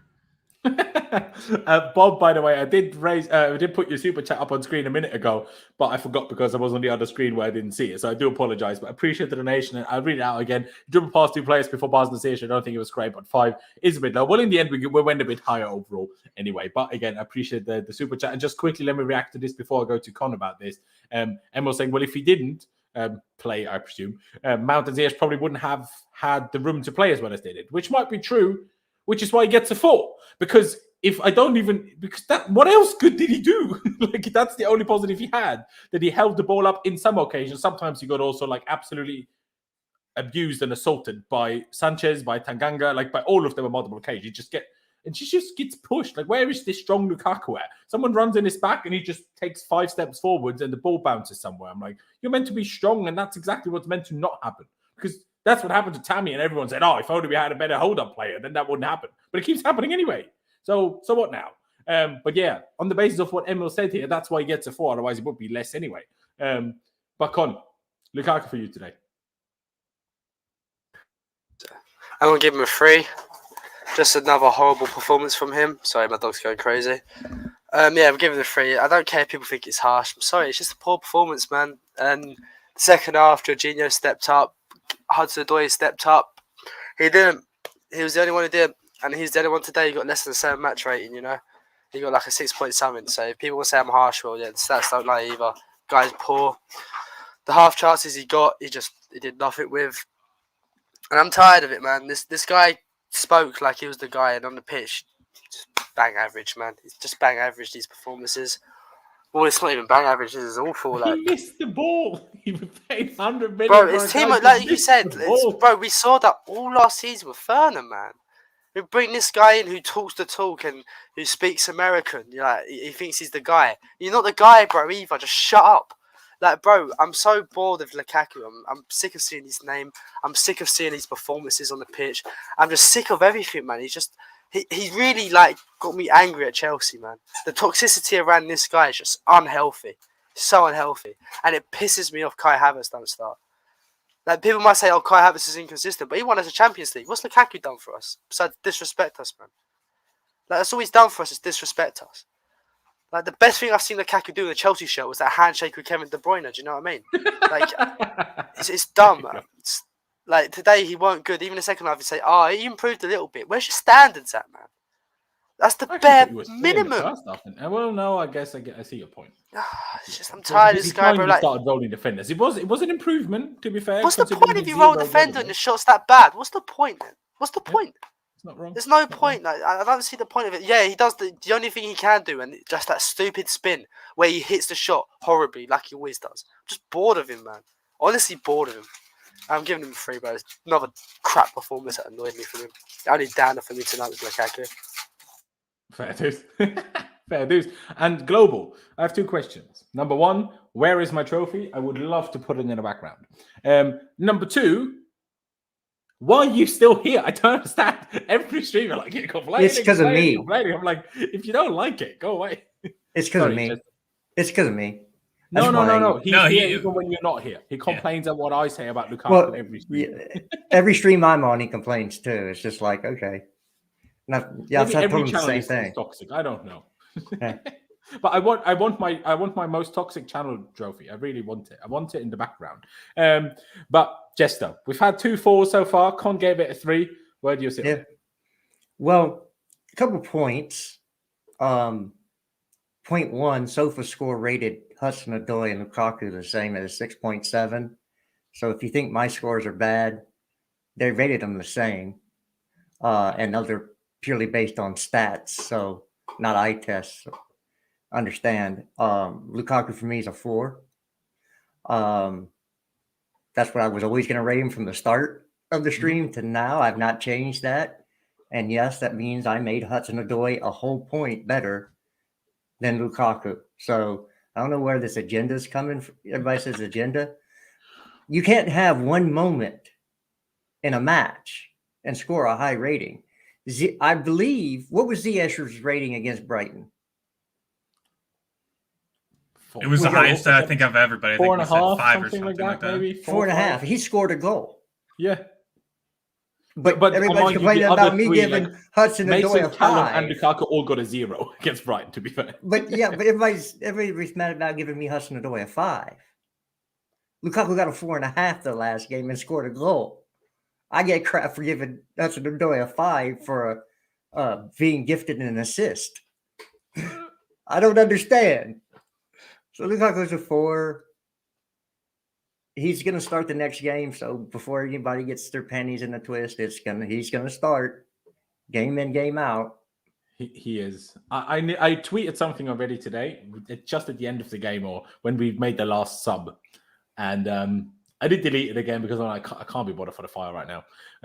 What I tweeted is Thomas Tuchel is just going to keep starting Lukaku and never take him off. I know he took him off last game, but ignore that. It doesn't support the joke. You just keep playing him until he gets injured, because once he's injured, at least he doesn't have to play him anymore. So, it's probably quicker to get Havertz playing to just wait until Lukaku gets injured. But obviously I'm joking. But that's what it feels like, because I just I know he came off last game, but that was after 80 minutes. I just don't understand why he would never be subbed off. Obviously, we were 2-0 up, so maybe subbing the striker wasn't what we necessarily needed to do. But, come on. I mean, very funny. One last point. I got to make this one last point because everybody's on me about Callum. Please name the 2 players that he beat with that dribble. Please, somebody name the 2 players. I didn't even realize it was 2. I thought it was 1, but I thought it was 1 too. One of them was Joseph Tanganga, who doesn't get in a top 4 side. Yeah, but I'm sorry. Neither do. Well, I guess Lamptey would, but neither do most Brighton players, and we wish worse than all of those as well. But it also, you're praising him for going past 2 players, which I thought was 1, and that person that is not even rated by his own fans. There's context to be had here. It's not like he's beaten, Robertson or beaten Reece James. He couldn't beat Reece James. You think Tanganga is some great right back? Sorry. But I'm a big fan of this comment. One of the players he beat with that dribble was Lukaku, probably. Yeah. I mean, you do make me laugh. That's funny. But I think it's fair enough. I just see it's weird. What I've come to realize when doing all of these player rating streams since I've started doing them, right? And by the way, the whole yellow thing, yes, but Callum put Tanganga on a yellow, so you can't hold that against Callum. That Tanganga was on a yellow. It's not quite how it works. Yeah. But what I've realized is often there's 2 different ways. Either you speak about a player similarly, but then rate them differently, or you actually rate them very similarly, but you speak about them very differently. So, hey, here we are. In the end, we are with what we are. So we sit on that 4 for Lukaku with 3 4s and 1 3, as weird and difficult as that is to say for my mouth. But anyway, we move on to the man of the match. I can't lie, ladies and gentlemen. I didn't purposely go last for him. I kind of, once we were done with Callum and we were kind of half talking about Lukaku at the same time, I just wanted to rant about Lukaku again. So I kind of forgot about Ziyech. I do apologize. But big up HAKIM ZIYECH. You're a wizard. Not Harry, but Hakim, it's close enough. Our Moroccan magician. Very, very happy with him today. I mean, Thomas Tuchel said post-game that whole thing is probably now gone. But here we are. Can I get it up still? Nope. Where is it? There it is.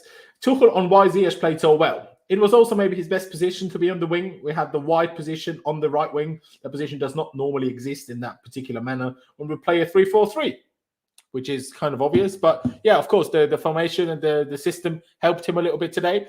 but at least he made use of it. I mean, we played 2 up front half the time with Lukaku to help him, and he's still shit. So at least Ziyech, when we play a system that helps him, he actually uses it and plays well. I know Con and maybe even Clutch are going to go 10. I kind of want to as well, but that would almost be saying that Ziyech can't be any better, and he most definitely can. So that's why I'm going to go 9.5.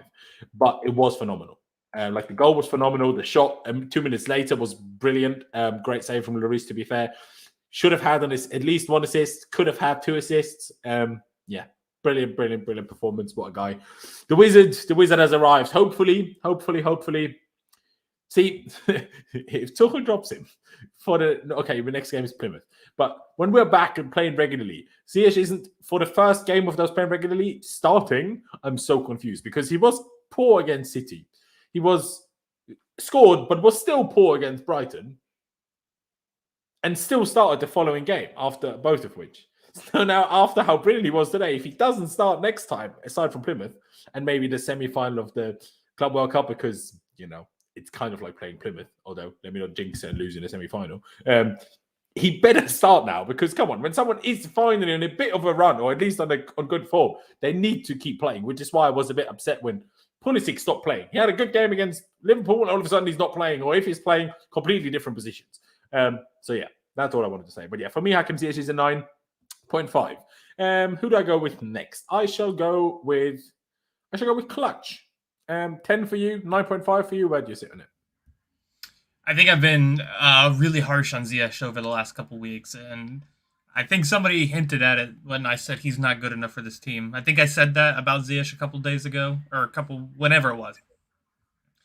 This Ziyech is more than good enough for Chelsea. He is a starter. The problem I have is we don't see this Ziyech enough. We see it once every 5 games.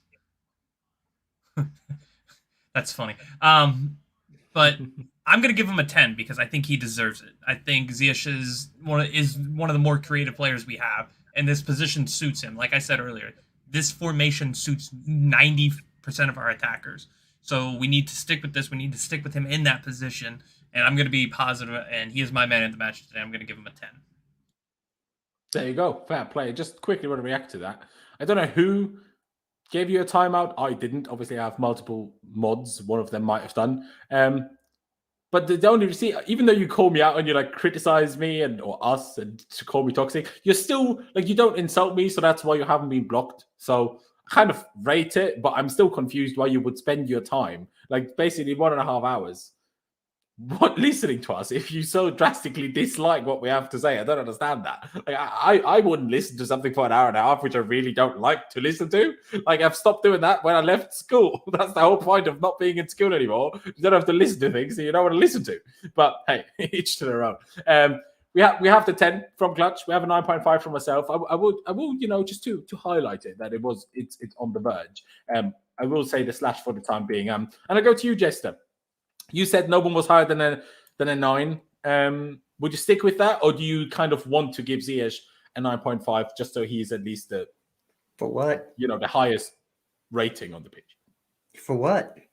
I don't know. I'm just asking you. So maybe because initially you said you think he was the best player, so you wanted to give Thiago Silva an 8.5. Well, now that Thiago Silva has a 9, maybe you want to give Ziyech a 9.5. Just so he's the highest because rating. I don't know.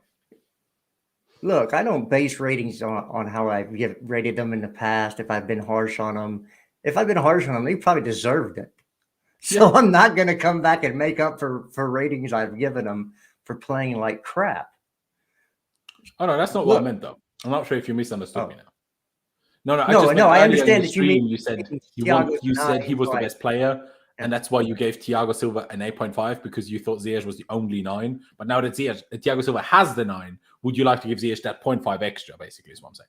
No, I'm still going with a 9. You only scored 1 goal. It was a worldie, but you only scored 1 goal. It's not like you scored multiple goals. I mean, if you get a hat trick, you get a 10. So you're saying that 1 goal is just 1 point less than a hat trick? Okay. So 9, yeah. He was the best player on the pitch. He was the best attacking player on the pitch. And if you look at the ratings positionally, you'll see that the center backs were the highest rated group on the pitch.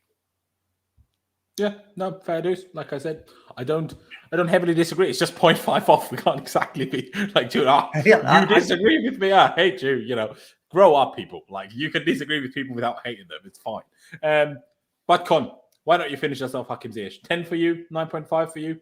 What do you think? He gets an easy 10 for me today, bro.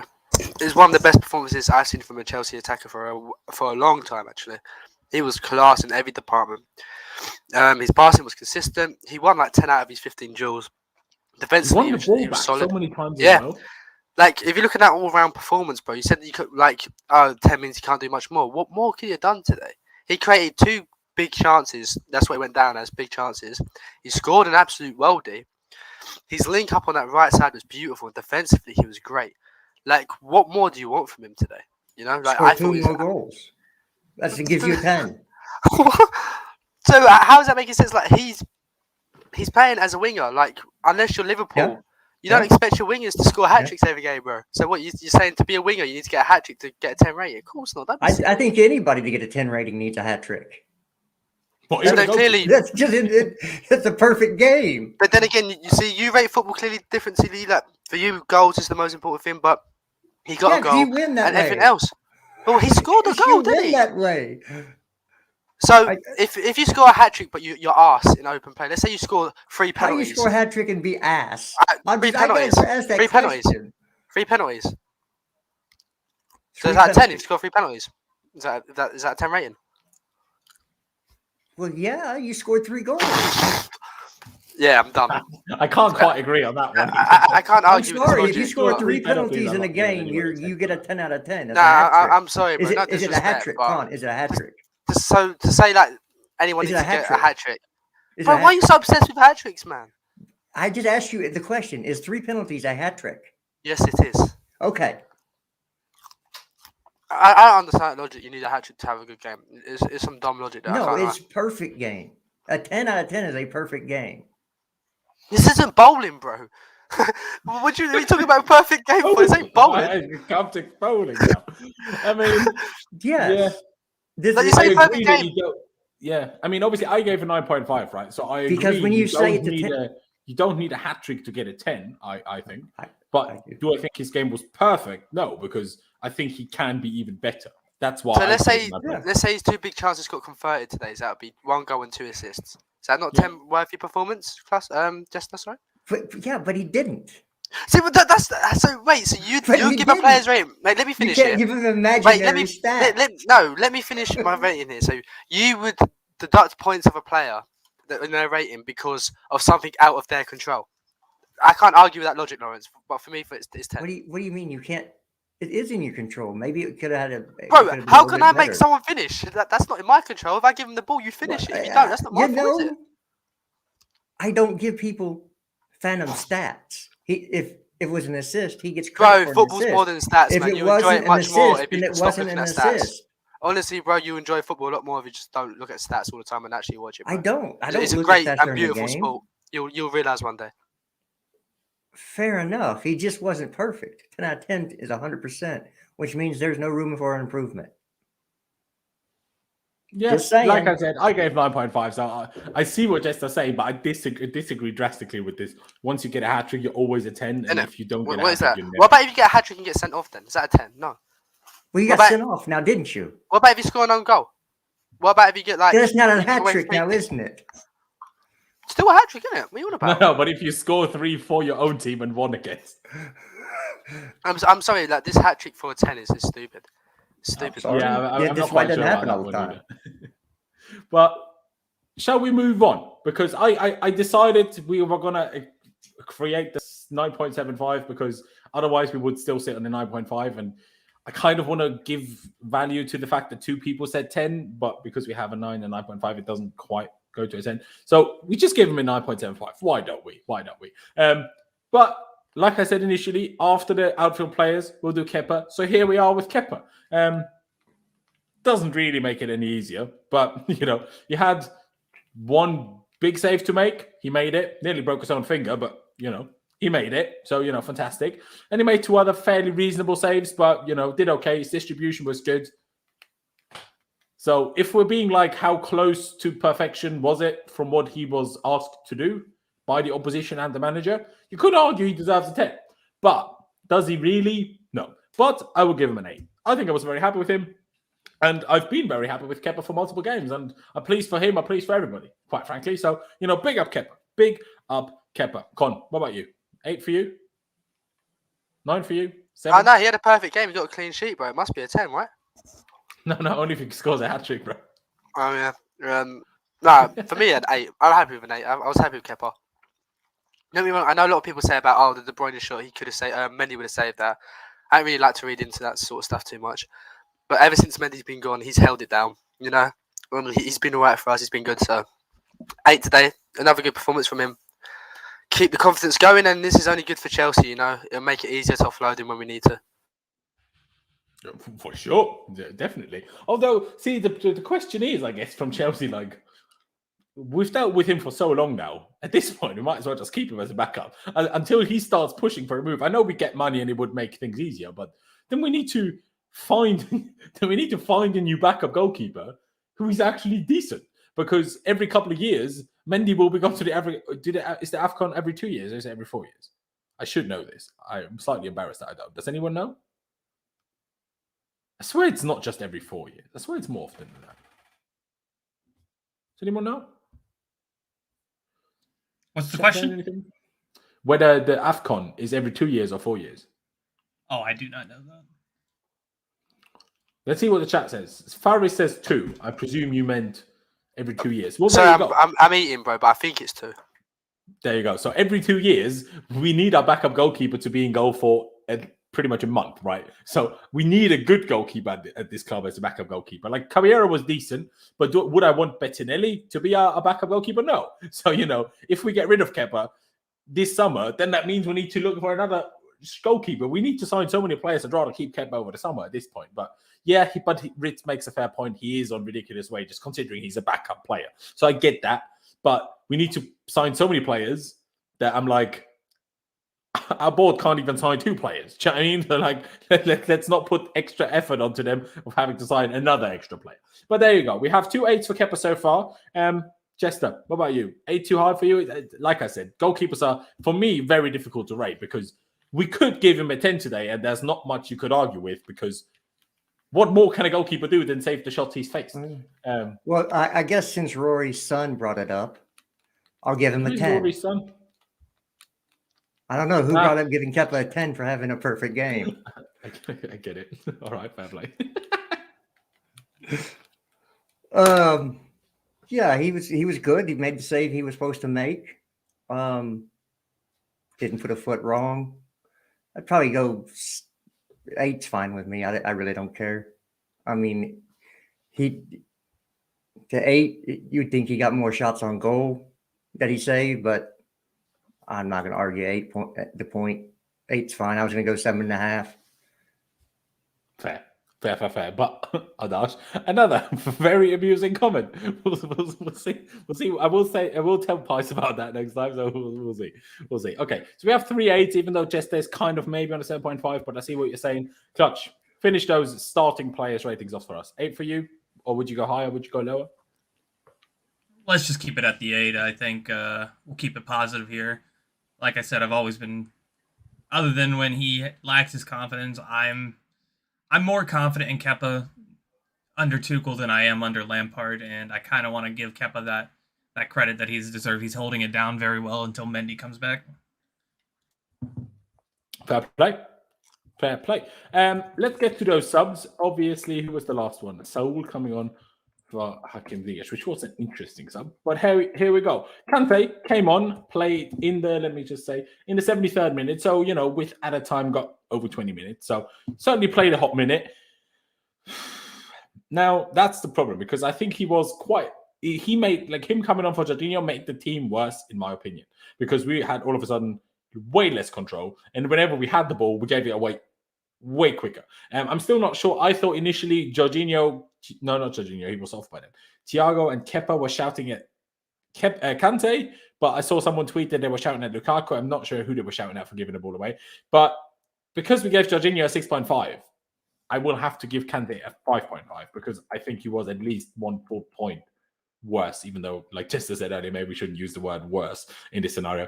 But I would probably usually say 6, but because we gave Jorginho 6.5, I don't think he should be just 0.5 below him because I think the team got worse when he came on. Clutch, would you agree with that? Would you go with the 6? No, I completely agree with everything you said. It did look like we lost a little bit of control when Conte came on. That's not what Conte does, but at the same time, this is how that formation works. If you go to this kind of formation, I don't know where Conte fits unless you put him in an 8, but because I don't see him as a lone DM. Yeah, I go 5.5. I mean, say the chat. See, I expected the chat to have a go at me for even saying 5.5. The chat is even more like on a verge of a 5. Maybe I would even agree with that. Sometimes we don't want smoke. So, I changed my mind. 5. But Clutch, will you stick to your 5.5 or will you come with me? I'm gonna stick to my 5.5. There you go. Chester, what do you think? Yeah, a couple things real quick. Number one, as absurd as you think my hat trick rating is, I do know a popular YouTuber who didn't give a certain American football player a 10 for a hat trick. So who was that? I don't want to bring people's names up on your stream, bro. I don't want to get you involved, but yeah. It rhymes with panini. This is brilliant. I'm having a great time, boys. I can't lie. I do apologize if neither of you are not, but I'm having a great time. So if that's not a 10 performance, you but can he see only how I did that rate once. people. How the hell do you even remember that? Oh, because I had to go at him. We got into it. Fair enough. So, yeah, Fair Conte, enough. if you want to say anywhere from a 5 to 6, I'm not gonna. He wasn't on long enough to make that much of a difference. So you're fine with what you have on the score. Again, he wasn't influential at all, one way or another. So I'm fine with what you got. Fair dues. So I'll take that as a 5 then, even though you said 5.26, which should be 5.5. But anyway, I leave you a 5. Con, finish it off for us. What do you think? Kante, is 5 a bit harsh, or do you think he wasn't really not quite that good? No, I think 5 is fine. I think we were worse when he came on. I kind of agree with Clutch if we're playing this system, this formation we did tonight, where does he really fit? Because I think he'd still be alright playing as like an 8. Like the cover role tonight, because cover was a bit reserved than normal. But you ain't going to get the best out of N'Golo, You ain't going to see Real Madrid N'Golo Kante in this system, so do worry about that, but it's a problem to worry about for another month in it, so. Yeah, I was confused when that sub happened. I was like, wait, is Kante going to play Soul 6 today? Is Kova going to drop to play the 6 today? I was a bit confused. Even though Kante pointed to Kova, we're going to play a 2 now, but I didn't really see it, if I'm being perfectly honest. But, I mean, unless any of you disagree, we'll leave the Kante one at the 5 now. But I think for Alonso and Saul, I'd probably give them both an NA. I didn't really notice either of them much once they came on. Obviously, Saul didn't get long anyway, but I think NA is probably reasonable. Do we think? I would take the NA on both. That's fine with me. They weren't on long enough to be substantial at any. Yeah, NA. Fair dues. And just, because Tuchel keeps playing Lukaku when he shouldn't, I will put Tuchel below Lukaku now, just why not? Yeah, Tuchel, fair play, to be honest, because like I said, when I saw the same front 4, obviously I didn't know at the time that it was going to be a different formation. Then my reaction might have been slightly different. I wasn't that pleased. And, Jester brought it up a couple of times. On the one hand, people want consistency. I was never one to shout for that. I'm like, but there's reasons for not having it. But now that we could give it to actually all 4 forwards, all 4 of them were better than in the last game.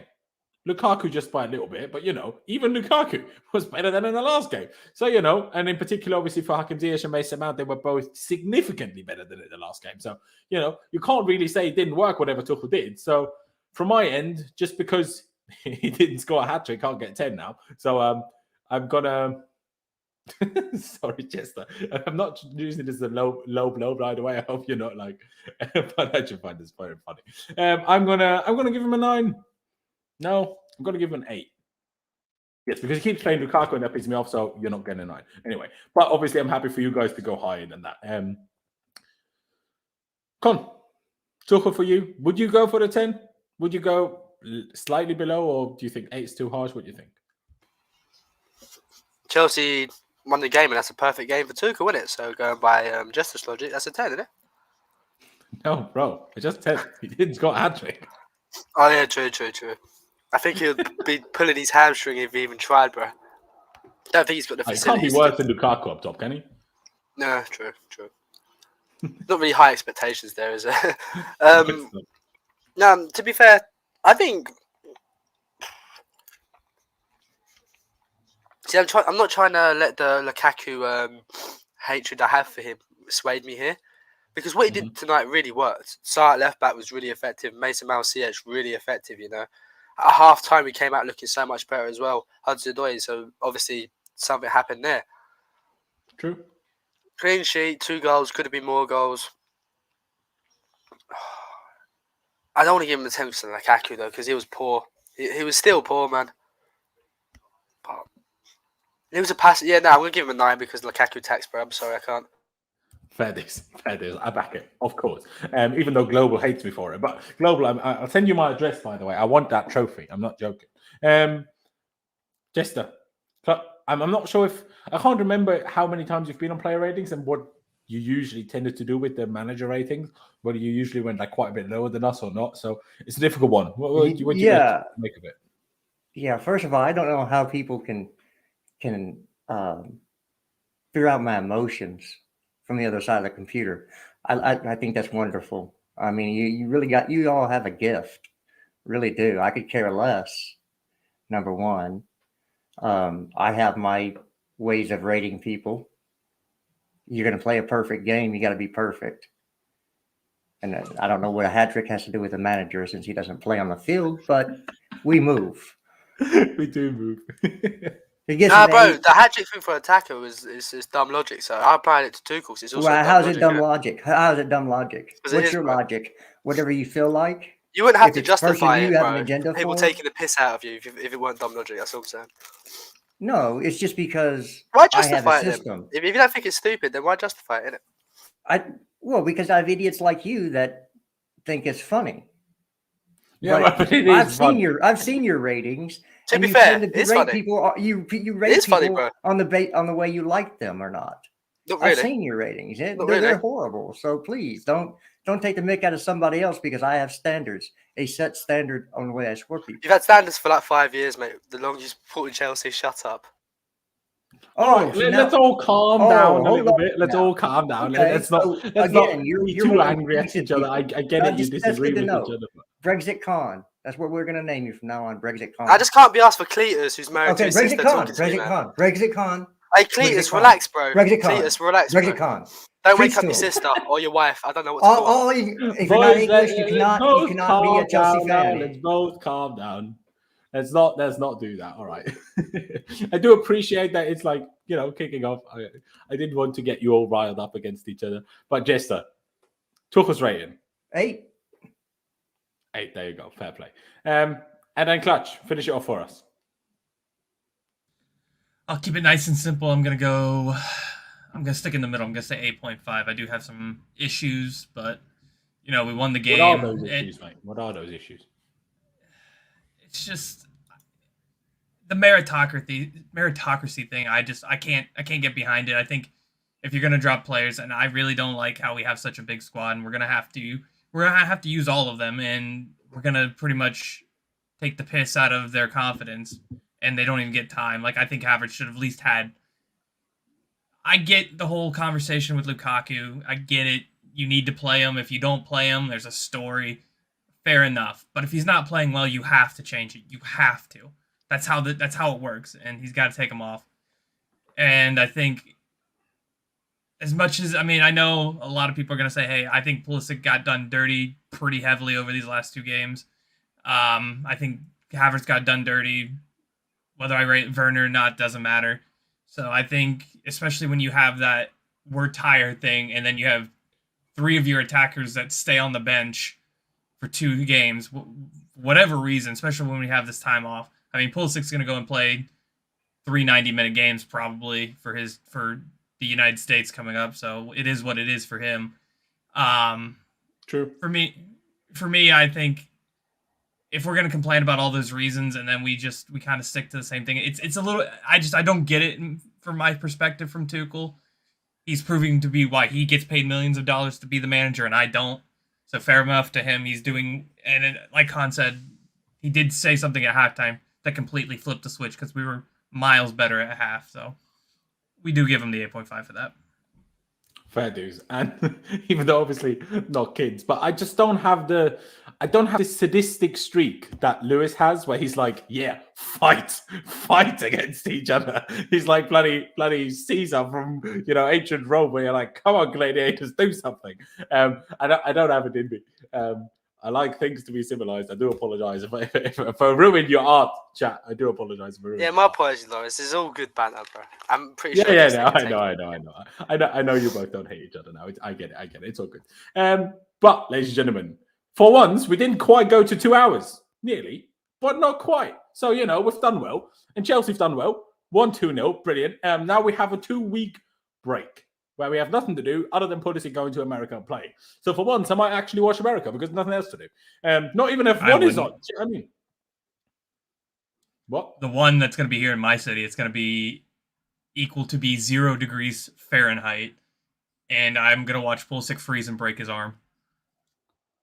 Well, at least he doesn't need an ice pack after the game, so because just stay outside, I suppose. But it's crazy. It's crazy. Poor Pulisic now. But I think actually some minutes and also some minutes at not arguably, at a slightly lower level could do him well for confidence, which could be good for when he comes back to Chelsea. So to be honest, I actually take this time Pulisic going away to international union as a positive. People might disagree, but I actually think that it might be a positive. It depends. But yeah, ladies and gentlemen, we're going to round it out here. There will be an interview on Friday, a live streamed interview with CFC News page. I forgot his surname. Just know him as Nathan G something, which is rude for me. But by Friday, I will know. It's like Gisling or something like that. There you go. By Friday, I will know. So we'll have that going, and I will try to get a few streams going. Obviously, what did Andrew just say here? He'll be right. That is brilliant. Yes, please. Andrew is now going to straight every stream, not for my stream indeed. Truly a classic stream. I appreciate it, I suppose. But yeah, I will try to get a few streams going, obviously, in the whole meantime. Hopefully, because it's still bloody a transfer window open. So for at least a week, there should be things to talk about. But let's see how things go. But ladies and gentlemen, if you haven't already, there's still over 200 of you watching. I appreciate every single one of you. Please do subscribe if you haven't already. It'd be massively appreciated. We're on the road to 15,000 subscribers. Hit that big red subscribe button. That, as well as dropping a like, doesn't cost you any money or any time. So subscribe and hit the like button. Check out Chester on Twitter. Check out Con on Twitter. And check out Clutch on Twitter. The links to their social medias or their Twitters are down in the description below. Ladies and gentlemen, thank you guys for watching. Shout out to all 3 of my guests. We all love each other. But yeah, thank you guys for watching. Up the Chelsea, opposite onwards, and we'll see you next time.